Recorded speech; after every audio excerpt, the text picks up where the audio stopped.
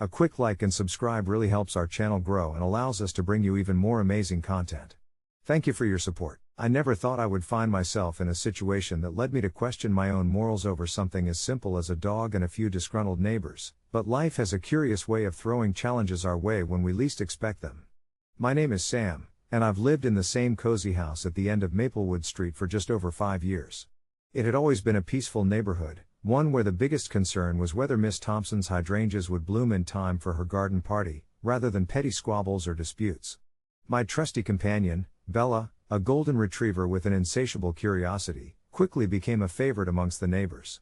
She possessed an innate ability to brighten the bleakest of days, her joy was infectious, and her gentle nature made her an ideal friend not just to me but to everyone around.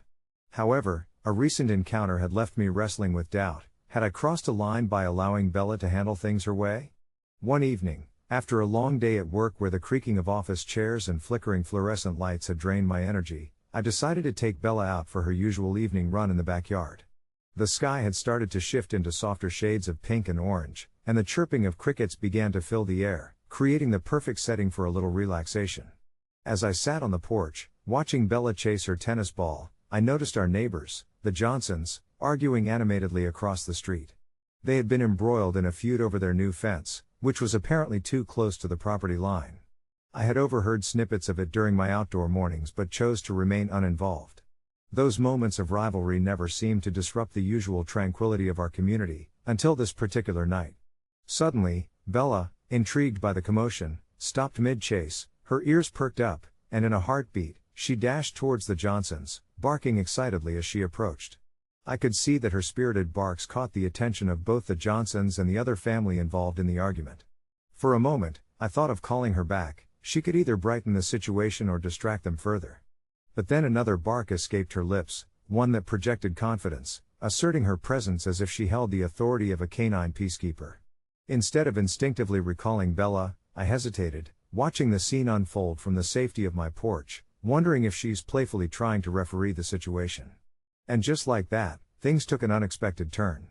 The Johnsons turned their frustrated expressions into amused ones, laughter emerging between their vehemence as they observed my dog prancing confidently around them, seemingly oblivious to their spats. They began to lower their voices, almost whispering as Bella circled them, trying to engage with each person. For a fleeting moment, it felt like an amusing break, a moment of levity that cut through the tension. However, the spell was short-lived. Bella, with a boundless enthusiasm, ran back towards me, leaping like an eager puppy, proud of her tiny intervention. I felt a rush of warmth and pride swell in my chest, perhaps she had achieved something with her playful antics. But as I turned my gaze back to the Johnsons, I noticed their expressions had mutated. Now they glared at me. "Nice dog you got there," one of them shouted, his voice laced with sarcasm. "Maybe next time, you should control her better." I could feel my heart sink, the weight of their disappointment echoing in the air. Suddenly, I felt the eyes of everyone in the neighborhood upon me, a million unspoken questions lingering in the cool evening breeze. Had I really done something worth faulting? Should I have acted differently? Inside, I started an internal debate, wondering if perhaps I was indeed the instigator of my neighborly woes. That evening, while Bella rested by my feet, I found myself scrolling through community chat groups, curiosity tugging at my conscience. Other residents had chimed in, seemingly discussing the need to reprimand Bella, a dog not only meant to protect but also to be a disruptor of harmony. I felt trapped in a moral maze, conflicting thoughts swirling in my mind. Days passed with a heavy silence between me and the Johnsons. I apologized in hushed tones whenever I encountered them, but their retorts were chilly and distant. I can't describe the unease I felt each time Bella barked, looking up at me with her bright eyes, as if asking me to send her after the neighbors once more. Eventually, my anxiety morphed into anger, not towards the Johnsons but at myself. I had wanted to keep the peace, yet now I was left feeling like a villain in my own home, culled by a series of decisions made out of impulse rather than malice. I couldn't shake off the question that lingered inside my mind: am I the asshole for not recalling my dog when she chased my neighbors off my property? In the days that followed, I grew more reflective. I realized how easy it was to get caught up in the perceptions of others, leading me to slowly let go of my guilt. Bella was innocent in all this, an unwitting participant in a human conflict that had spiraled beyond playful barks. It dawned on me that I wasn't just protecting her by allowing her to chase off the Johnsons, I was allowing her to be herself, vibrant and carefree. As the summer skies grew darker, I made a decision. I would invite the Johnsons over for a barbecue, an opportunity to mend the rift that had caused an unwelcoming chill in our neighborhood. Stepping outside, I felt a wave of anxiety wash over me, but I steadied my breath and carried on. The smell of grilled burgers began to fill the air, and as the Johnsons tentatively approached our doorstep with initial reservations, all that slowly began to shift. The encounter ended with laughter, Bella stealing the spotlight as she playfully wooed every guest for scraps. Finally, as the sun set, painting the sky with hues of lavender and indigo, we gathered around the fire pit, quietly acknowledging that conflict is part of living in close proximity. Reflecting on that night under the stars, I found a sense of peace, an understanding that while we may err in our judgment, it's how we come together afterward that truly matters. My heart swelled with relief as I realized that I hadn't harmed my neighbors. Instead, I had enabled a chance for connections to deepen. And as for Bella? She's still a free spirit, and I wouldn't want her any other way. Update: a week after the barbecue, I received a message from the Johnsons over the neighborhood chat group, thanking me for an enjoyable evening. They recognized their own part in the initial escalation and shared stories of their own pets that offered a glimpse into their world. It turns out, all it took was a little ceremony of shared laughter and the promise of goodwill to wipe the slate clean and embark on a more harmonious chapter for Maplewood Street. My heart swells with hope and understanding that sometimes, all it takes is a playful dog to remind us of the bonds that can uplift our community. As I sat on my porch that evening, the sun dipping low beyond the horizon and casting golden hues over Maplewood Street, I reflected on how transformative the past few days had been. Bella, my spirited golden retriever, lay by my feet, her gentle breathing a soothing rhythm against the chirping of crickets that began to fill the air. Each time I glanced down at her soft, golden fur, I felt a swell of gratitude, not just for her loyal companionship, but for the unexpected bridge she had built between my neighbors and me. The Johnsons, with their youthful laughter and easygoing nature, had become a source of warmth in my life that I hadn't anticipated. When I first moved to this suburb, I was hopeful yet slightly reticent about engaging with my neighbors. After living in a busy city for years, where the sounds of traffic drowned out the feeble attempts at community greetings, I was unaccustomed to the warmth that now blossomed around me. Having lived the last few years in solitude, the hum of community life felt both refreshing and intimidating. At the beginning of my stay in Maplewood, I remained an observer, smiling at neighbors from a distance, offering polite waves but never venturing further. But Bella's exuberance had a knack for cutting through my apprehension. She would trot up to anyone with uncontainable excitement, her tail wagging furiously, urging me to engage. It was through her antics that I began to learn the names of the folks who lived nearby and shared snippets of their lives. That fateful day when Bella decided to chase off those obnoxious trespassers had initially left me feeling anxious, fearing the potential backlash and the strain on our freshly budding relationships. Yet, the message from the Johnsons had shifted everything. The evening had unfolded so beautifully, a mosaic of laughter and stories unveiling our shared experiences. The gentle banter about our pets broke down walls that I had previously thought were impenetrable. It marked the day my neighbors invited me into their circle, emphasizing that we were all human, susceptible to misunderstandings and hesitant connections. As twilight settled in, I thought about how far I had come, and in a subtle way, it dawned on me that life in Maplewood had started to feel like home. With each shared moment over the preceding weekend, the lines between neighbors faded, replaced by the understanding that we were all just trying to navigate this chaotic, beautiful tapestry called life. I smiled to myself, recalling how Bella had innocently prompted our little gathering, a series of unforeseen events all triggered by her instinct to protect, a fierce loyalty accompanied by boundless joy, the very essence of what made dogs so remarkable. Curiously, as the last light of day melted away, I found myself drafting a message in my mind to post later in the neighborhood chat. Something simple yet heartfelt. Perhaps I would propose a summer barbecue, nothing fancy, just some burgers and laughter, a casual gathering where we could continue to weave our lives together. My fingers itched to get the words down, eager to strike while the iron was hot and maintain the warmth that had ignited between us. Yes, I thought, this includes all of the neighbors, everyone from the retirees down the street to the young families who had recently moved in. They all deserved a chance to feel that sense of camaraderie that had begun to envelop Maplewood Street, all sparked by a dog's undeniable spirit. As I rose to prepare a late dinner, I couldn't shake the feeling that a new chapter was unfolding for our little corner of the world. The lesson I had gleaned over the last few days was profound. It's extraordinary how a bit of laughter, understanding, and goodwill could shape lives and communities peacefully. I knew within me that this was only the beginning, a gentle nudge towards deeper connections and lasting friendships, all thanks to the loud bark of my beloved dog who believed that every heart could be won over with a wagging tail and a little unfiltered enthusiasm. And as I stepped inside, Bella stood up in a stretch, nuzzling against my leg as if to say, "Let's get to work on building that community, Mom." The ceaseless love we give and receive simply overlaps so effortlessly. In that moment, I felt ready for whatever adventures lay ahead, knowing Bella and I would tackle them together. With Bella's warm presence grounding me, I felt an undeniable shift in the air, one that flowed through the walls of our home and into the very fabric of Maplewood Street. It was invigorating to think that we could play a role in transforming our neighborhood, where once there was tension, there could now be laughter, forgiveness, and camaraderie. The following days were a whirlwind of activity. I pondered how to harness this newfound energy. With the holiday season approaching, a neighborhood block party began to form in my mind, a chance to weave everyone together, even more so than that initial gathering at my house. I quickly created a shared document and dropped it into the neighborhood chat. To my delight, responses flooded in with ideas for food, games, and festive decorations.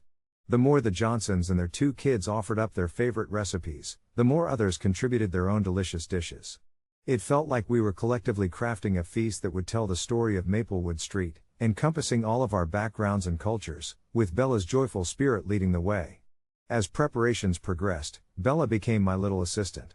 She accompanied me on trips to the local farmers market, where we picked up fresh fruits and vegetables, sniffing around stalls and earning a few head pats from smiling vendors. Each delivery and every shopping trip felt like a micro-venture, her excitement infectious as onlookers marveled at the boundless energy radiating from my ever-enthusiastic companion. Our conversations at home shifted too. No longer were the evenings filled with dull chatter about mundane tasks.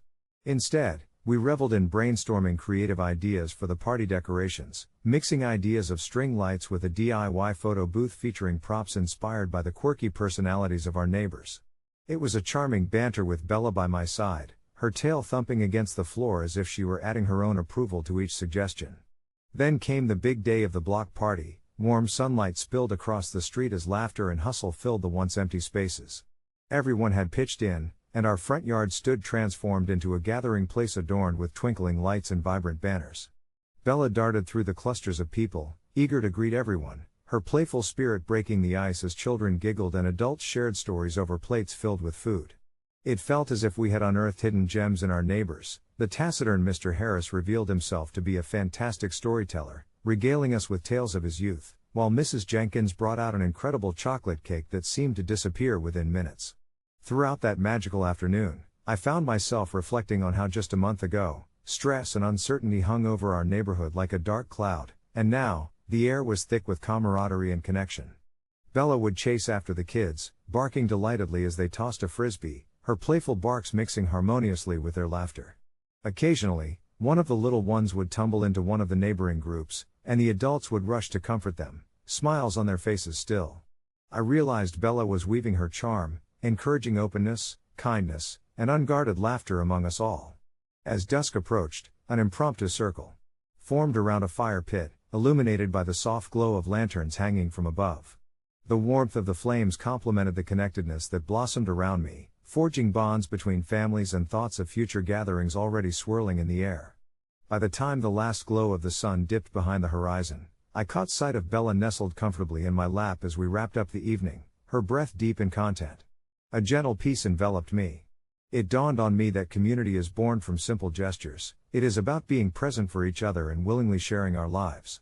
Who would have thought that one chaotic chase, followed by a knock on all our hearts, would lead us here? With every heartfelt joke exchanged and every food sample shared, I felt the barriers that had once distanced us crumble away to reveal a welcoming embrace of unity. Perhaps Bella was right all along. With a wagging tail and a heart open to connection, even the most fragmented of communities can truly come together. As I tucked Bella in for the night and settled onto the couch, I opened my phone only to find another message from the neighborhood group, this one a suggestion for a weekly potluck. Reading their words made my heart swell again. With the promise of next week already on the horizon, I realized Bella had sparked not just a party, but a movement, a shift in the hearts of those around us. As I drifted off to sleep, wrapped in the warmth of that community spirit, I felt an unwavering optimism for the future take root within me, certain that together with Bella, we would navigate whatever adventures awaited us. It was a quiet Tuesday evening when my life transformed into something out of a bizarre thriller, but let's backtrack a little to understand how I arrived at that moment. My name is Sarah, and I've been working as a psychiatric nurse in a small community hospital for nearly 5 years now. The setting is familiar. I often find myself in the serene yet eerie halls filled with soft whispers of patients sharing their stories, some poignant, others filled with shadows. Among them was a patient named Mike, a young man with a troubled past, a low, hypnotic voice, and a peculiar magnetism that drew me in despite the unsettling aura that seemed to follow him. I had been his primary nurse during his long stay on the ward, forging a connection that I thought was entirely professional, though there was an uneasiness at the back of my mind, an occasional flicker of something unspoken lingering in our conversations. Mike was charming in a way that felt almost dangerous. He possessed an uncanny ability to make you feel understood, even as he recounted his thoughts about paranoia and delusion. When he was discharged after several months of treatment, I should have felt relieved, but there was something there, a weight that wouldn't lift. Fast forward to the notorious night. I had just come home after a long shift, the kind of exhaustion that clings to your bones, when I found my front door slightly ajar. A chill scampered down my spine as I stepped inside, whispering to myself that I was merely tired. But as I settled into my living room, relief began to wash over me. That was when I heard it, a soft knock, almost hesitant, on my back door leading to the patio. Peeking through the curtain, my heart stumbled into my throat when I saw Mike standing there, soaked from the rain, an unsettling grin plastered on his face. My instinct was to call the police, but when he saw me through the glass, he pressed his face closer, eyes wild yet pleading, and somehow, I found myself opening the door to let him in. "Sarah, I need your help. They've been watching me," he breathlessly insisted, and my stomach churned at the raw desperation in his voice. I tried to assess the situation, but each word he spoke wrapped tighter around my heart, squeezing it painfully. I offered him a towel and closed the door behind him, suddenly realizing that I was no longer in control. The conversation turned frantic as Mike began recounting tales that fluctuated between reality and what I could only describe as delusions. "They're coming for you, too," he said, the fervor in his gaze intensifying, sending my mind spiraling. It was all surreal, like a waking nightmare, but I couldn't lose my composure. A mix of fear and a sense of duty compelled me to remain calm and keep him talking, analyzing his narrative while discreetly dialing 911, hoping for the cavalry to arrive and back me up. With every word, I could see the shadows shift within his eyes. He was losing touch. As he leaned closer, analyzing me with an intensity that felt both intimate and threatening, I started to feel trapped. Then came the breaking point. In an abrupt twist, Mike's demeanor shifted once again, and he lunged towards my phone that I had clutched tightly. His grip was eerily strong as he knocked it from my hand, sending it sliding across the floor and breaking the connection I so desperately needed. Panic surged within me, the invisible chains of therapy weaving tight. Was this the same man I had tried to help? I started backing away slowly, hoping to create some distance, but as he followed, something remarkable happened. In a flash of humanity, I saw that sparkle of hurt in his eyes, the frightened boy behind the facade of madness. Just as he reached out to me, my front door burst open, framing 2 police officers silhouetted against the porch light, their presence slicing through the tension like a knife. "Step away from her," one commanded, gun drawn, and it all unfolded in a whirlwind as Mike stepped back from me, confusion marring his once clear expression. In that moment, the room was encapsulated with a heavy silence, the kind that makes you hyper-aware of your own heartbeat. Eventually, they escorted Mike away, his eyes barely meeting mine, and I could see the threads of both my fear and his despair taut between us. Alone soon after, a warm breeze swept through the house as I processed everything. It's strange, the tangled emotions that wrapped around that night. Perhaps I could have helped him more, perhaps he was lost long before he ever entered my life. Days faded into weeks, and with every passing moment, I found myself caught in a loop of reflection. It wasn't just Mike's unraveling that haunted me, it was me questioning what I could have done differently. It was only later, after everything settled down, that I received a letter in the mail marked from the treatment facility, mentioning my old patient's unexpected exit from the program and his ongoing recovery. I read it multiple times, trying to decipher if my heart should feel relief or dread. Perhaps there's more to the story than I will ever know. The letter finished with a reminder: don't forget the humanity behind those stories. As unsettling as that experience was, there was an important part that remained clear: I cared for Mike, and I hoped someday he might care for himself again. Life moved on, but sometimes, in the quiet of the night, the thoughts swirl back, bringing along the echoes of a voice I used to know and the strange bond we forged in the unkindest circumstances, reminding me of the thin line we all walk between sanity and chaos, compassion and fear. It was 3 weeks later, a balmy Thursday evening, when I found myself working late in the clinic, the rhythmic ticking of the wall clock echoing through the otherwise quiet halls. I was closing up, the last few charts filed away, the fluorescent lights buzzing dimly above me like a flock of restless moths.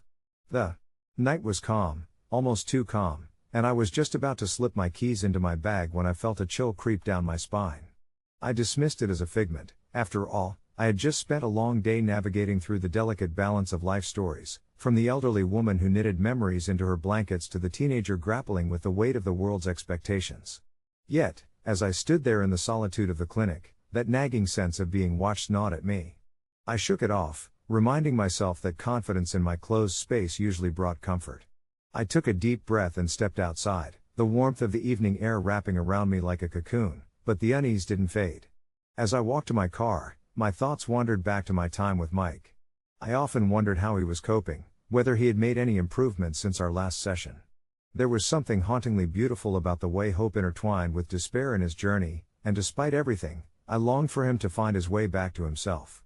Just as I fumbled for my keys, my phone buzzed in my pocket, a text from an unknown number. My heart raced as I opened it. "You should come and see me soon. I miss you, M." My breath hitched. Memories flooded back, the way Mike's eyes would glisten when he found a spark of interest in our sessions, the laughter we shared during the brief moments of levity, how close we had come to breaking through the thick fog that clouded his reality. But that same attachment, that flicker of connection, left me on high alert. I shouldn't respond, I thought, reminding myself of the boundaries my profession mandated. I should just delete it.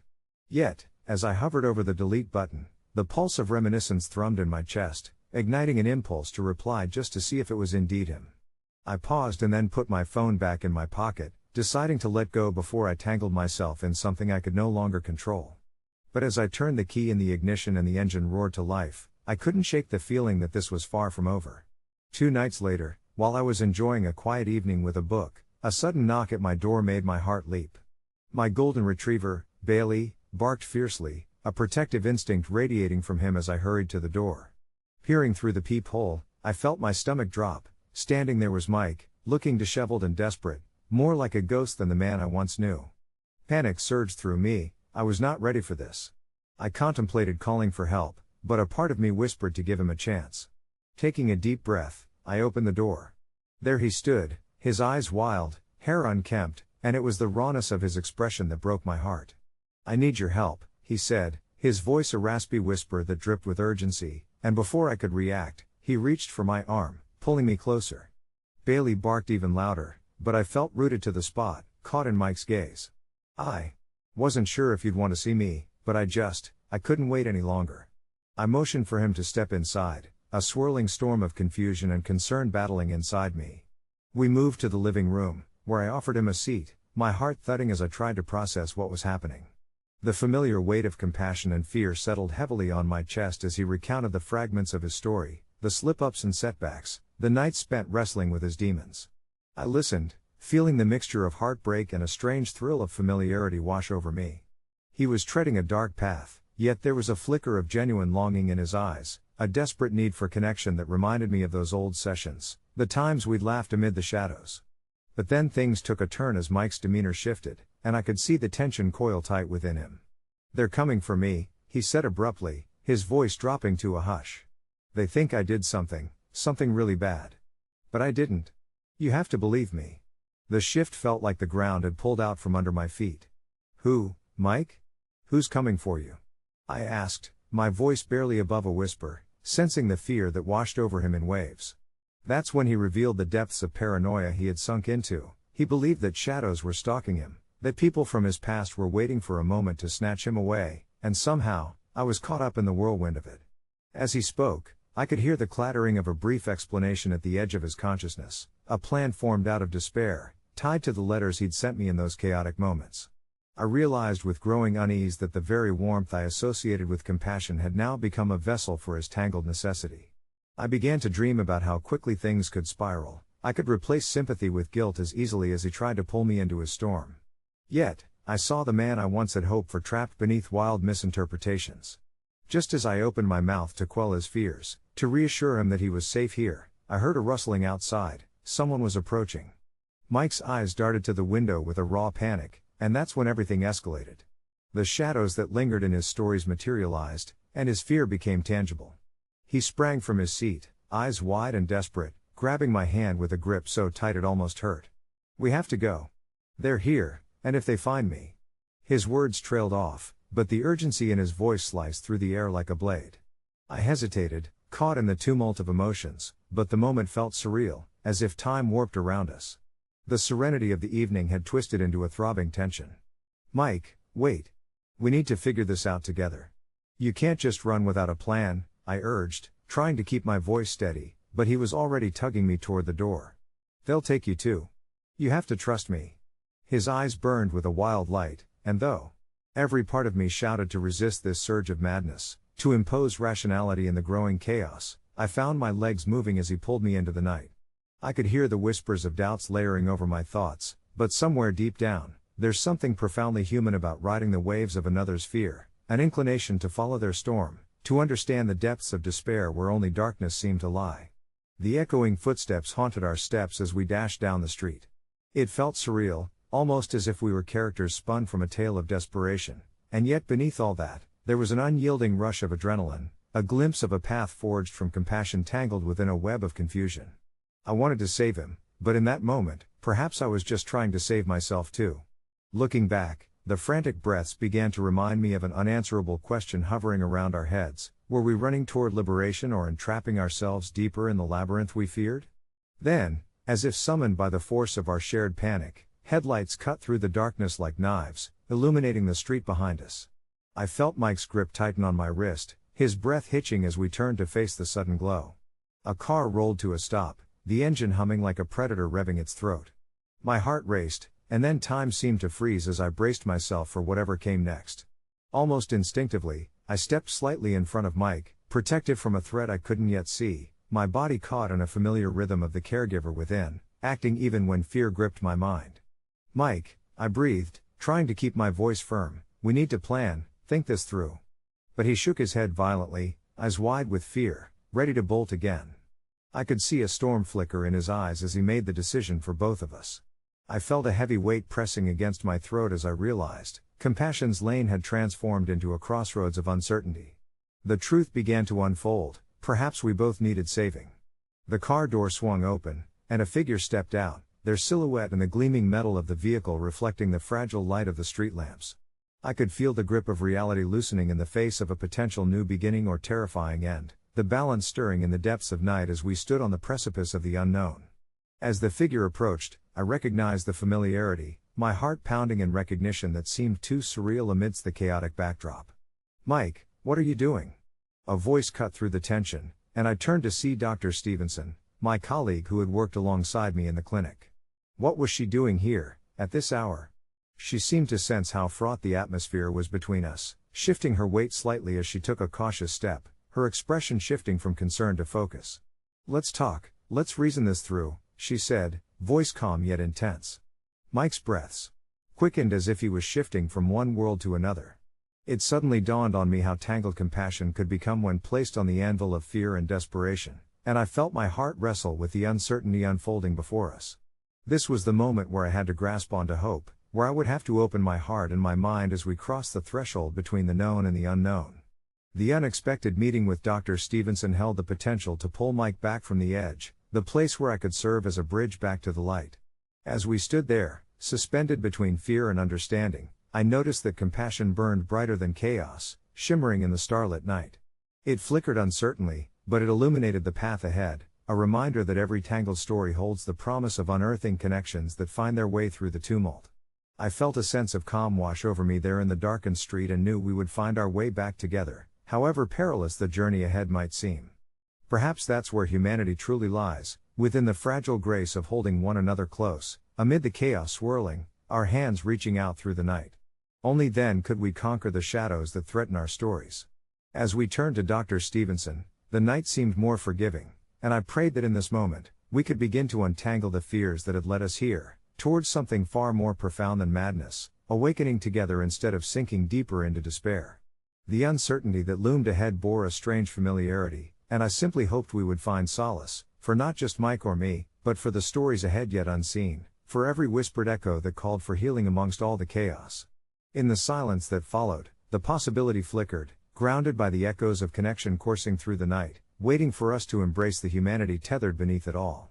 As the dust settled in my mind and the warmth filled the small room around me, I reflected on everything Mike had whispered in that fleeting encounter. My shift had long ended, yet a sense of urgency gripped me, a thread that tied his words to the complexities of every interaction I'd ever had with him. The sun began to dip below the horizon, painting the walls in soft hues of orange and pink, and with it, I felt the weight of the world creeping back into focus. I had walked this precarious path before. There was a time when Mike, just a fragile shadow of himself, seemed completely lost, trapped in a labyrinth of thoughts too twisted for even him to navigate. But that night, where madness brushed up against illumination, I felt the tight grip of hopelessness loosen, just a bit, creating a slight crack through which I could glimpse the light.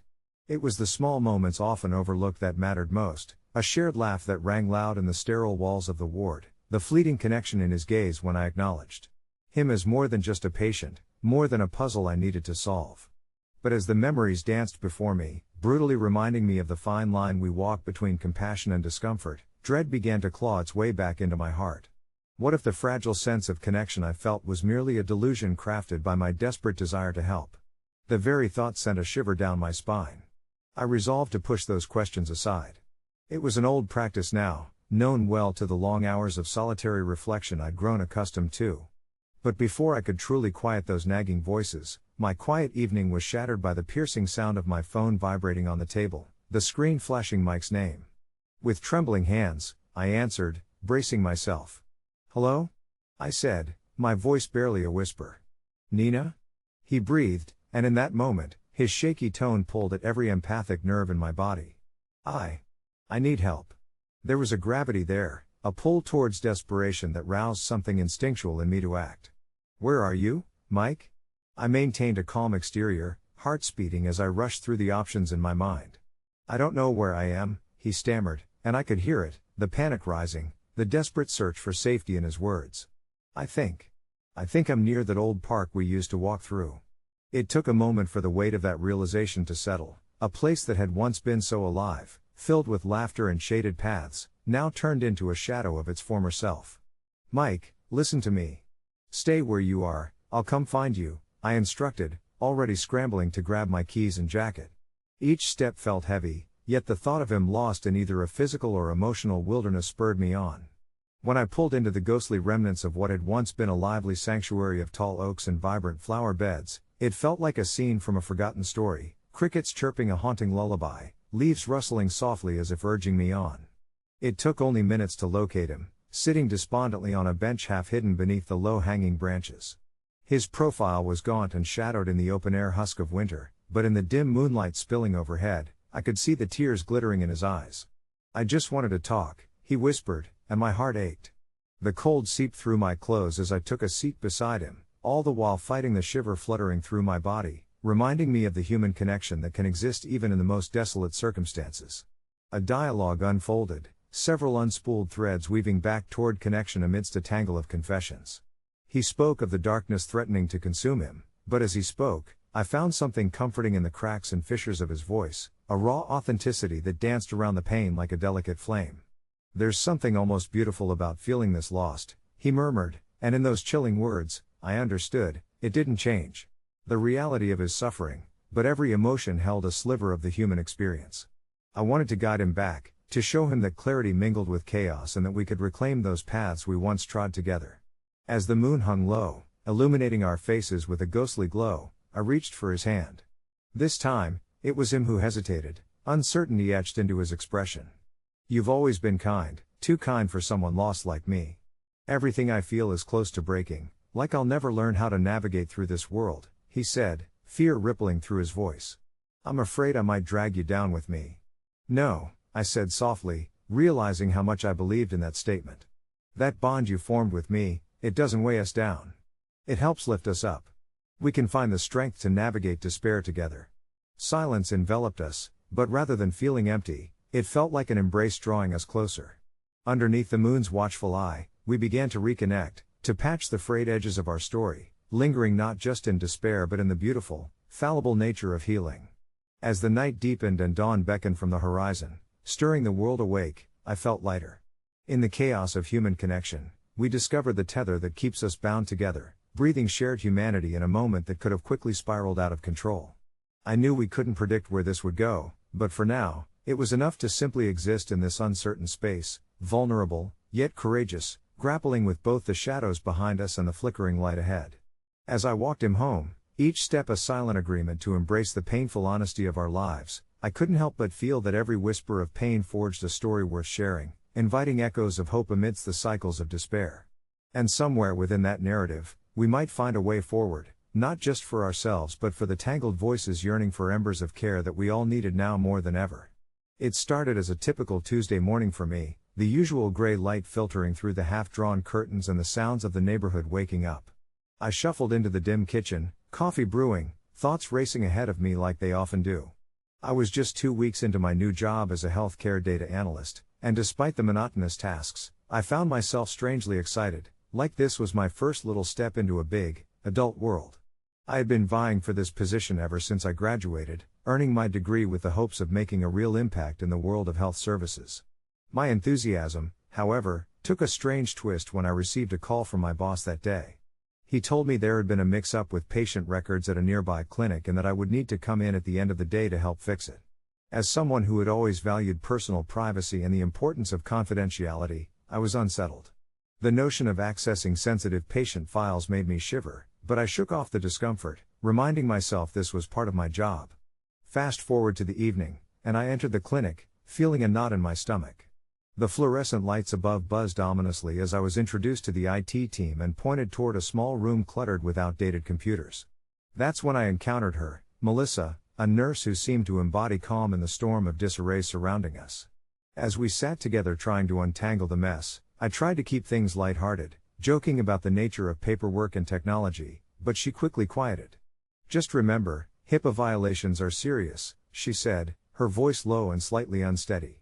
That warning took root in my mind, not because I was making any potential mistake but because I sensed something deeper in her tone, a burden she carried. I pressed her about it gently. "You seem stressed, Melissa. Is there something I should know?" She sighed, glancing at the door. "It's not about the patients who've already seen their records. It's about a new patient. You won't believe what happened." I felt a chill run through me as she recounted the tale. A patient, a woman named Sarah, had shown up mysteriously at the clinic requesting her records but had no identity. Melissa said Sarah wore odd clothing, spoke in riddles, and had an unsettling gaze that left the staff feeling watched. I could almost see the tension in her shoulders lighten as she spoke, a shared fear between us. It turned the mundane task of analyzing data into something almost mystical. Hours passed, and we were deep into a discussion of privacy, ethics, and the essence of patient identity when a sharp knock on the door jolted me upright. A man, disheveled and panting, burst in. "You found her, right? You have to find her," he yelled. The room fell silent before I collected my thoughts. Confusion swirled around us. Melissa ushered him outside, but I could hear a harried discussion happening just beyond the walls. It felt like an eruption that I was not meant to witness. When they returned, tension wound tighter than a coiled spring. The man explained, "Sarah is not who she says she is. She doesn't have a history in our files. It's like she's a ghost." He looked feverish, as though he had been chasing shadows. My heart raced. Was the woman we were trying to help someone trapped in a web of secrets? Or was she a danger, cloaked in anonymity? I felt a wave of uncertainty wash over me, but curiosity tugged at my senses too. "What does she want?" I finally asked. The man's eyes darted, fear shadowing his breath. "She wants answers. She thinks someone is after her." We were thrown into chaos. As Melissa and I resumed our tasks, I could feel my pulse quicken at every intimate detail. Data entries felt like interrogations as I plotted course after course through our systems, trying to piece together the answers to the enigma concealed within our sterile walls. The weight of records heavier than I'd anticipated hung over me. I replayed our conversation about HIPAA over and over, ensuring I was not crossing lines I didn't intend to cross, while my mind tangled with each unexplained piece of information. It became an obsession. How could a woman simply not exist? As the sun fell further, shadows began to stretch along the walls, the clinic growing quieter. Eventually, Melissa and I navigated deeper into the records, sensing a shift of urgency as we worked to uncover the truth. When we finally hit pay dirt, an old record buried so deep that no one had bothered to check, it felt like winning a race against the clock. Her name popped up alongside a series of previous appointments and a disconcerting note that detailed an anomalous transfer between facilities. Melissa smiled with relief, but I couldn't shake the discomfort settling over me. I expected every moment to slip into the realm of horror, fearing it might spiral out of control. As we walked the records to our supervisor, I felt a strange pull back toward Sarah, like she was a part of me now. What came next was surprising. Melissa and I both had to face frustrating bureaucracy and laws, trying to make sense of Sarah's identity, the paperwork spinning us around in knots of red tape. Each phone call became a trial, testing the limits of propriety and patience until I was left wondering if we would ever resolve the chaos that had enveloped us. As the clock struck midnight, a decision had to be made, to keep looking and risk breaking rules or accept what we discovered and move on. Taking a breath, I opted for honesty. We approached our supervisor and bared the whole situation, feeling the weight of truth lifting us slightly. What followed were some tense moments I will never forget. My heart raced as the supervisor scrutinized our findings, and I held my breath, praying we hadn't ventured too far. In that moment of clarity, I understood the gravity of our roles, the essence of humanity fused into every record, and how vital it was to respect these lives woven together through the healthcare system.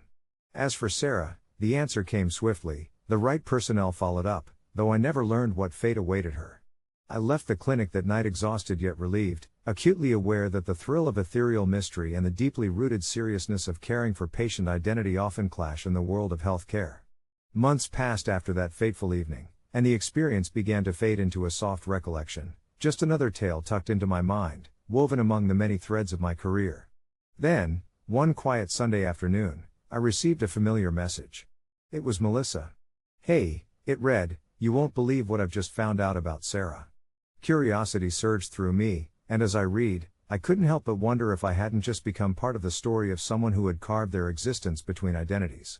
Just like that, I realized, sometimes those we think are lost may hold secrets worth keeping, and our paths cross not by mere chance, but by a shared understanding of who we are beneath the masks we wear. And so I relayed back, "Tell me everything." Melissa's response came swiftly, like a whisper caught on the wind, full of urgency and intrigue. "I was going through some old social media posts, and it appears Sarah's been leading a double life. Did you know she used to work in a psychiatric hospital? She posted about her experiences under a pseudonym, and there are some pretty intense revelations in there. You should see the comments she gets, people sharing their struggles, their fears, and tying them into her stories in ways that are surprisingly insightful." A chill ran through me. I had known Sarah only as the soft-spoken woman with a penchant for vintage books and herbal teas, never as someone who had grappled with the complexities of mental health in a professional setting. "Do you think she's still in touch with anyone from there?" I texted, my mind racing with a river of thoughts. Would knowing more about her spark some deeper connection? Or was this merely stumbling onto territory better left alone? Melissa replied in a way that made me think she had kicked her own thoughts around, too. "Well, I didn't dig that deep, but she mentioned a case in one of her posts. It was cryptically fascinating. You could check if any of her old colleagues are still around." The notion struck me hard. What if this case was pivotal, not only to Sarah's past but perhaps intertwined with her reasons for stepping back from society?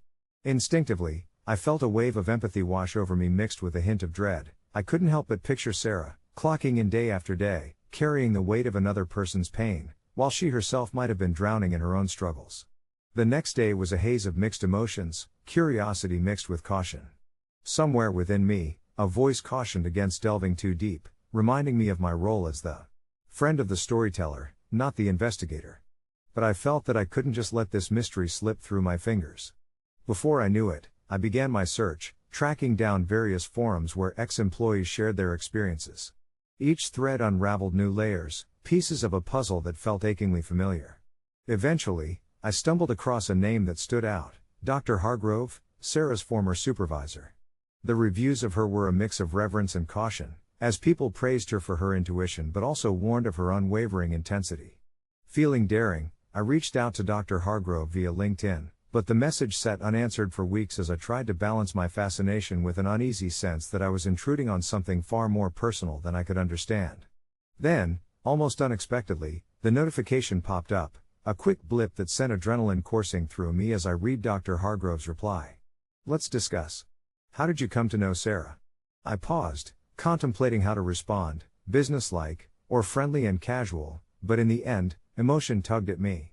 I filled my response with the truth, how Sarah had become dear to me over our conversations, artfully circumventing the eerie nature of my inquiry. Soon, we arranged a call.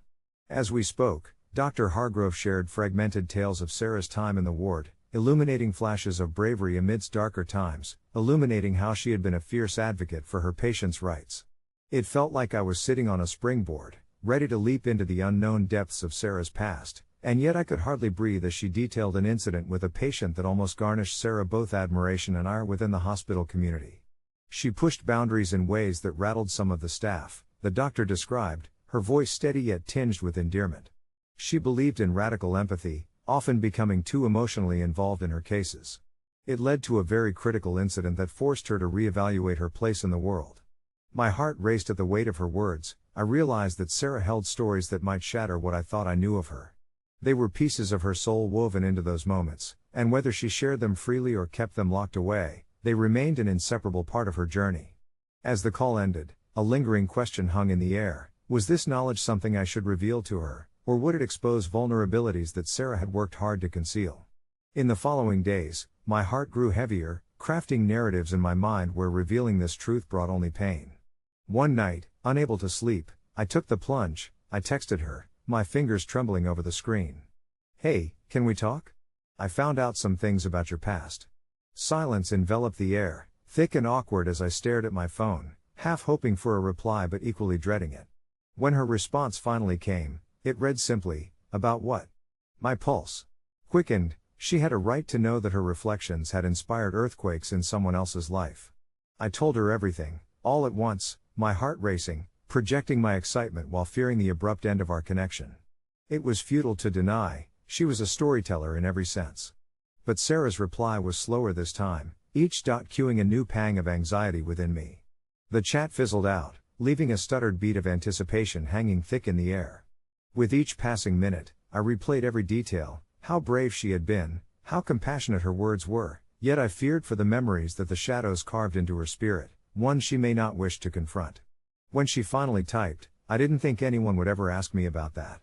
It has been a while. I felt a tidal wave of relief rush through me. I stepped carefully, acknowledging the fragility housed in her revelation while also wanting to encourage her to share more. We spent hours on the phone after that, her words weaving a tapestry of pain and hope in ways I had never imagined before. I finally grasped the depth of her character. She wasn't lost between the stories and identities, she was the sum of them, an intricate web of experiences that continued to shape her. When our call finished, I felt a profound sense of gratitude, longing to draw her out of the shell that had quietly encased her. It became evident, sometimes, behind the closed doors of old memories, lies a path to healing, a beckoning for both of us to remind ourselves who we were beyond the masks we created. As the days turned into weeks, we exchanged messages more freely now, her guarded tone melting into something friendly and real. And I wondered, in passing, about what stories I too held tightly behind my own facade, cherished fragments that might intertwine with hers. Perhaps we both shared the weight of pasts and secrets, each of us learning to navigate our truths together, a quiet understanding that some journeys are meant to be shared.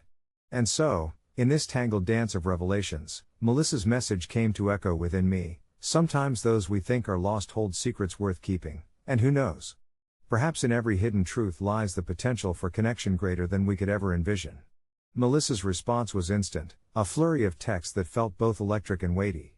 You know Sarah, right? She worked at that clinic a few months back, the one where you used to go for therapy? I nodded to myself, even though she couldn't see me. The memories of that clinic were still vivid, the sterile smell of antiseptic mingling with the faint scent of lavender that the receptionist sprinkled in the air. Sarah had been warm, a gentle presence amidst the cold sterility of mental health care. Well, Melissa continued, she's been let go. They said it was for violating protocol, but there's more to it. At that moment, curiosity twisted in my gut. Sarah had always seemed so careful, so attuned to the patient's needs. What did she do? I typed back, my fingers trembling slightly as I awaited Melissa's reply. I ran into her at the bar a week ago, Melissa wrote slowly, and she was different. More erratic. She mentioned something about patient files, but she didn't elaborate. I think she might have been researching something she shouldn't have. And you know what's wild? She was asking about you. My heart skipped a beat. Why would Sarah be looking into me? Was she worried, or was it something deeper? The butterflies in my stomach fluttered violently as I recalled my last session with Sarah. She'd seemed concerned when I mentioned dreams that felt too real and haunting moments that clung to me like shadows. Was my own world now somehow threading into Sarah's unraveling tale? I let the questions linger as I replied, "What do you mean, asking about me? What did she say?" The pause felt interminable, each second stretching into infinity as I held my breath. Finally, Melissa's words came trickling through, laden with weight. "She seemed concerned about your last diagnosis. She mentioned she was worried you were in more danger than you realized." I felt a chill creep up my spine. My mind raced back to those countless times I had poured my heart into therapy, the honest exchanges that had found a home in Sarah's understanding gaze. Had I inadvertently exposed some hidden secret of my own? The idea that I might be a part of a story much larger than my own made me uneasy. I typed, "Danger? How? I don't understand." But before Melissa could respond, a flood of memories surged within me, the names, the diagnoses, the whispers of HIPAA that seemed to echo through the hallways of every psychiatric facility I had ever stepped foot in. Suddenly, I recalled my own feelings of being trapped, seen yet unseen, always an open book to those with the power to scribble in my pages. In that moment of reflection, I began to wonder if Sarah had realized that perhaps I was more than just another patient, more than just a series of symptoms and treatment plans drafted in the dim light of a therapist's office. Maybe I too had secrets worth sharing, though I had built my own wall to protect them. My thoughts spiraled again as Melissa's follow-up came. "She wanted me to find you and tell you this. She thinks you need to see her, to understand something she uncovered." My mind reeled. Was it reckless to consider meeting with someone who had been fired, someone on the fringes of this clinical world? Yet, a part of me felt the pull towards Sarah, an anchor that called out through the disarray of my thoughts. Maybe she held the key to understanding those hidden fragments of myself I had kept so tightly wrapped. "Where can I find her?" I found myself typing without thought. Melissa replied almost immediately, "I can give you her address, but I don't feel good about this, you know? Be careful." That care rang like a distant bell against the backdrop of my apprehension, and I found comfort in it, a reminder that I wasn't truly alone in this moment. As I read the address, a sense of determination washed over me, mingling with the anxiety that had taken residence in my chest. I could investigate my own narrative. Perhaps, like Sarah, I had been woven into a larger fabric of existence, one that danced between known truths and hidden realities. And so, with every heartbeat echoing my pulsing thoughts, I made up my mind.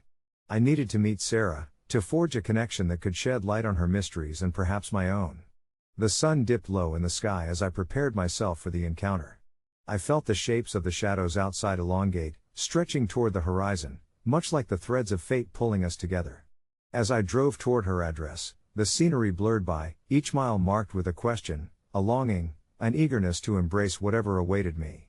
My mind buzzed like a hive, each curiosity a little bee searching for a flower, unsure of the nectar hidden within.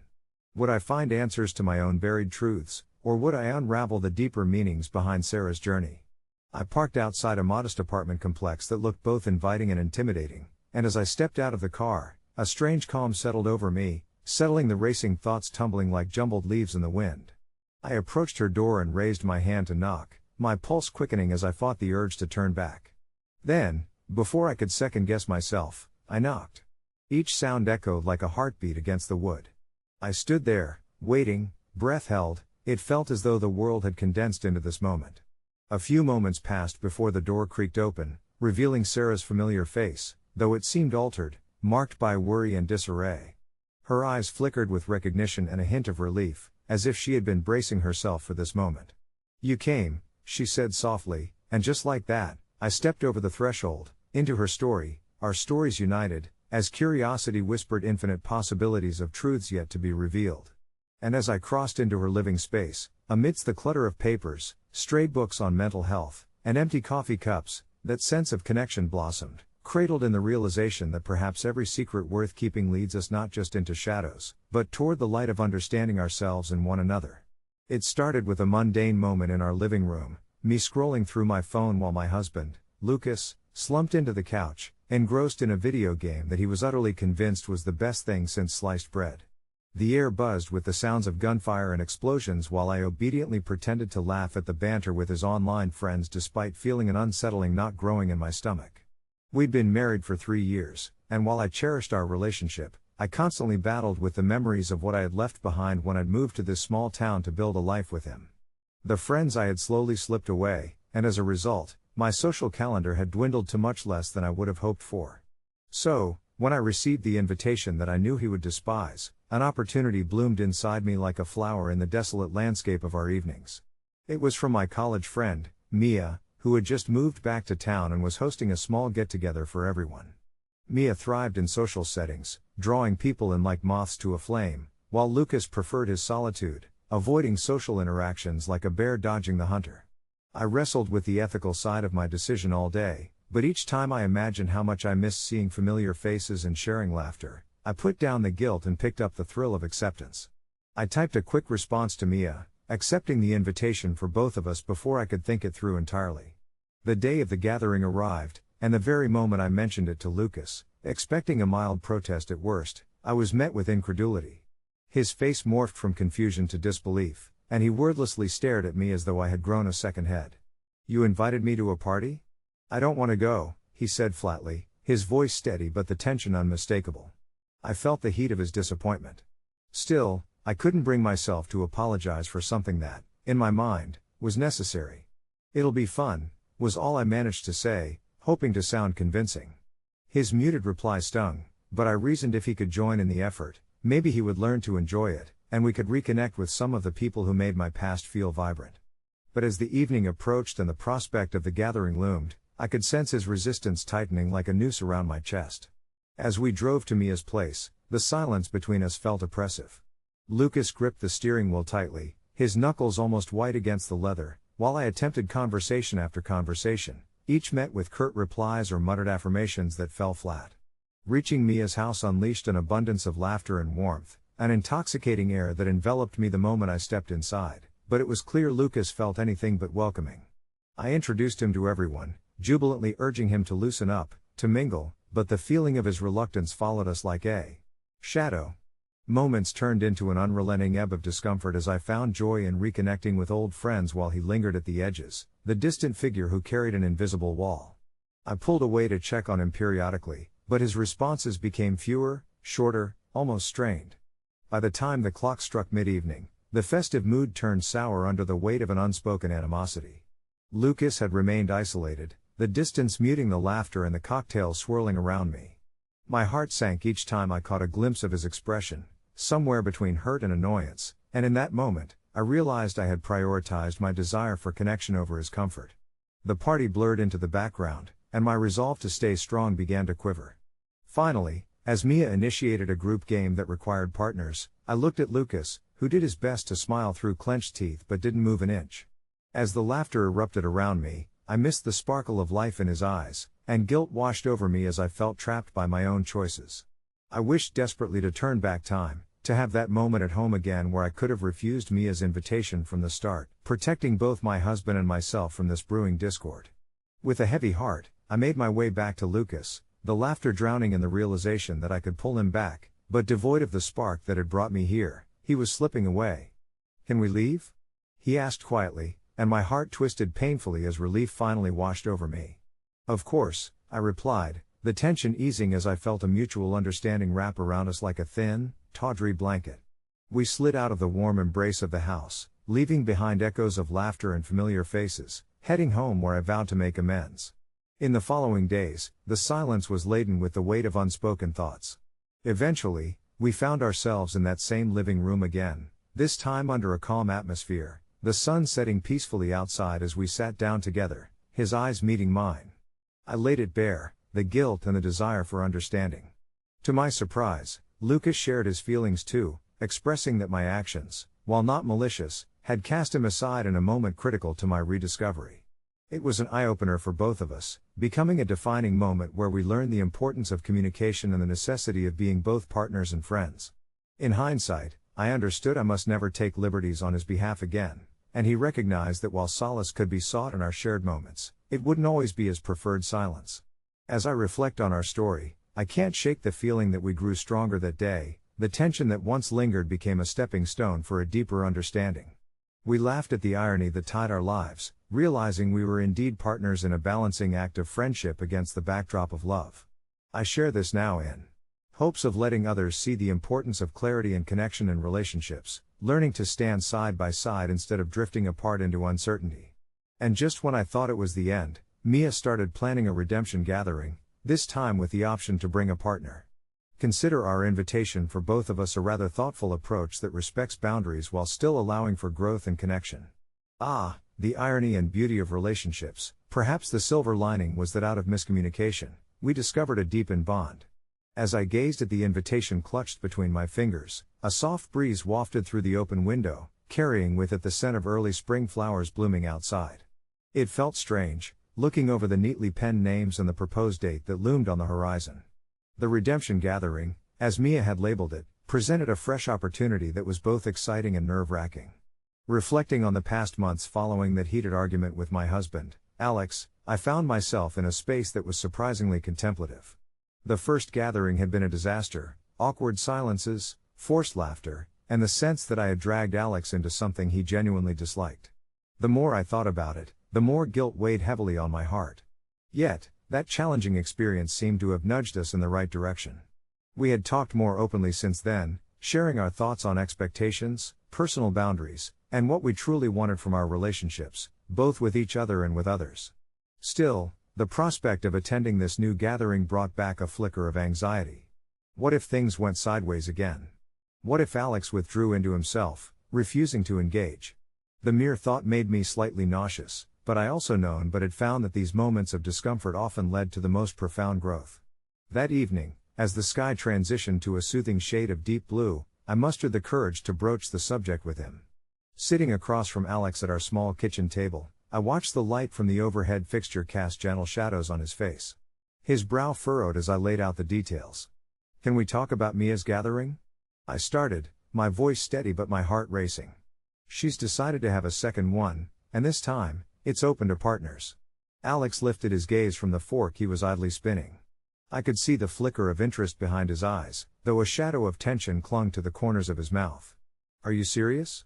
You think we should go?" I thought. I paused, uncertain how to phrase my thoughts without triggering any defensiveness. I thought it could be a chance to try again, to connect with people outside our usual circle. We wouldn't have to force anything, we could just see how it goes. He leaned back in his chair, a mix of contemplation and reluctance etching his features. "You remember how the last one went, don't you?" I felt so out of place. The music was too loud, and the conversations felt superficial.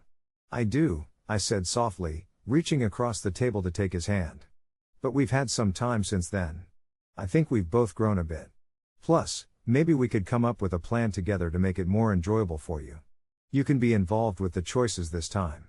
His gaze softened at my words, and for a moment, I could see the wheels turning in his mind. "All right," he finally replied, the corners of his mouth curling into a faint smile. "But only if I get to pick some activities. No more impromptu let's play this game situations." "Deal," I said, relief flooding through me as I squeezed his hand. We spent the next hour discussing how we could approach the evening. We mapped out an escape plan, should he begin to feel overwhelmed, and even decided on what appetizer we might bring, something simple yet comforting. The more we planned, the lighter the tension in the air became. I realized how transcendent it could be to share such moments of vulnerability. The day of the gathering arrived, and as the sun dipped below the horizon, painting the sky with strokes of orange and violet, I felt an unexpected thrill run through me. The gathering itself unfolded more smoothly than I could have imagined. While there were moments when Alex would excuse himself to drink water or step outside for a breath of fresh air, he surprised me by interspersing these breaks with laughter and engaging conversations. It was as if he had stepped into an entirely new persona, comfortable yet refreshingly authentic. After the flow of conversation and refreshments waned, Mia decided to initiate an impromptu game. I could feel Alex tense momentarily, but instead of retreating back into his shell, he whispered to me, "Let's make it our own." And we did just that, molding the game to fit our comfort level. Laughter echoed around the room, and rather than feeling like spectators, Alex and I became participants crafting our moments together. At the end of the night, as we drove home, I glanced over at him, captivated by the peaceful expression on his face. "I'm glad we went," he said softly. "I didn't expect to have that much fun." As we settled into the quiet of our shared space, the tension that had once festered in the corners of our relationship began to dissolve. In those moments, I realized that vulnerability isn't just about sharing our fears and insecurities, it's about stepping forward into the unknown together, hand in hand. As the days passed, the memories of the gathering lingered, like a gentle reminder against the backdrop of our life together. Alex and I continued to communicate more, feeling our way through shared experiences, carving out areas where we could meet in the middle.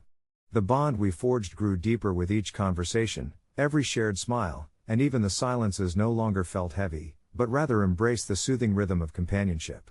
And while I still sometimes replayed the moments of uncertainty in my mind, the invitations I accepted on his behalf, the guilt I had struggled with, it became evident that those choices, fraught with anxiety at the time, were stepping stones leading us into a future enriched by connection and understanding.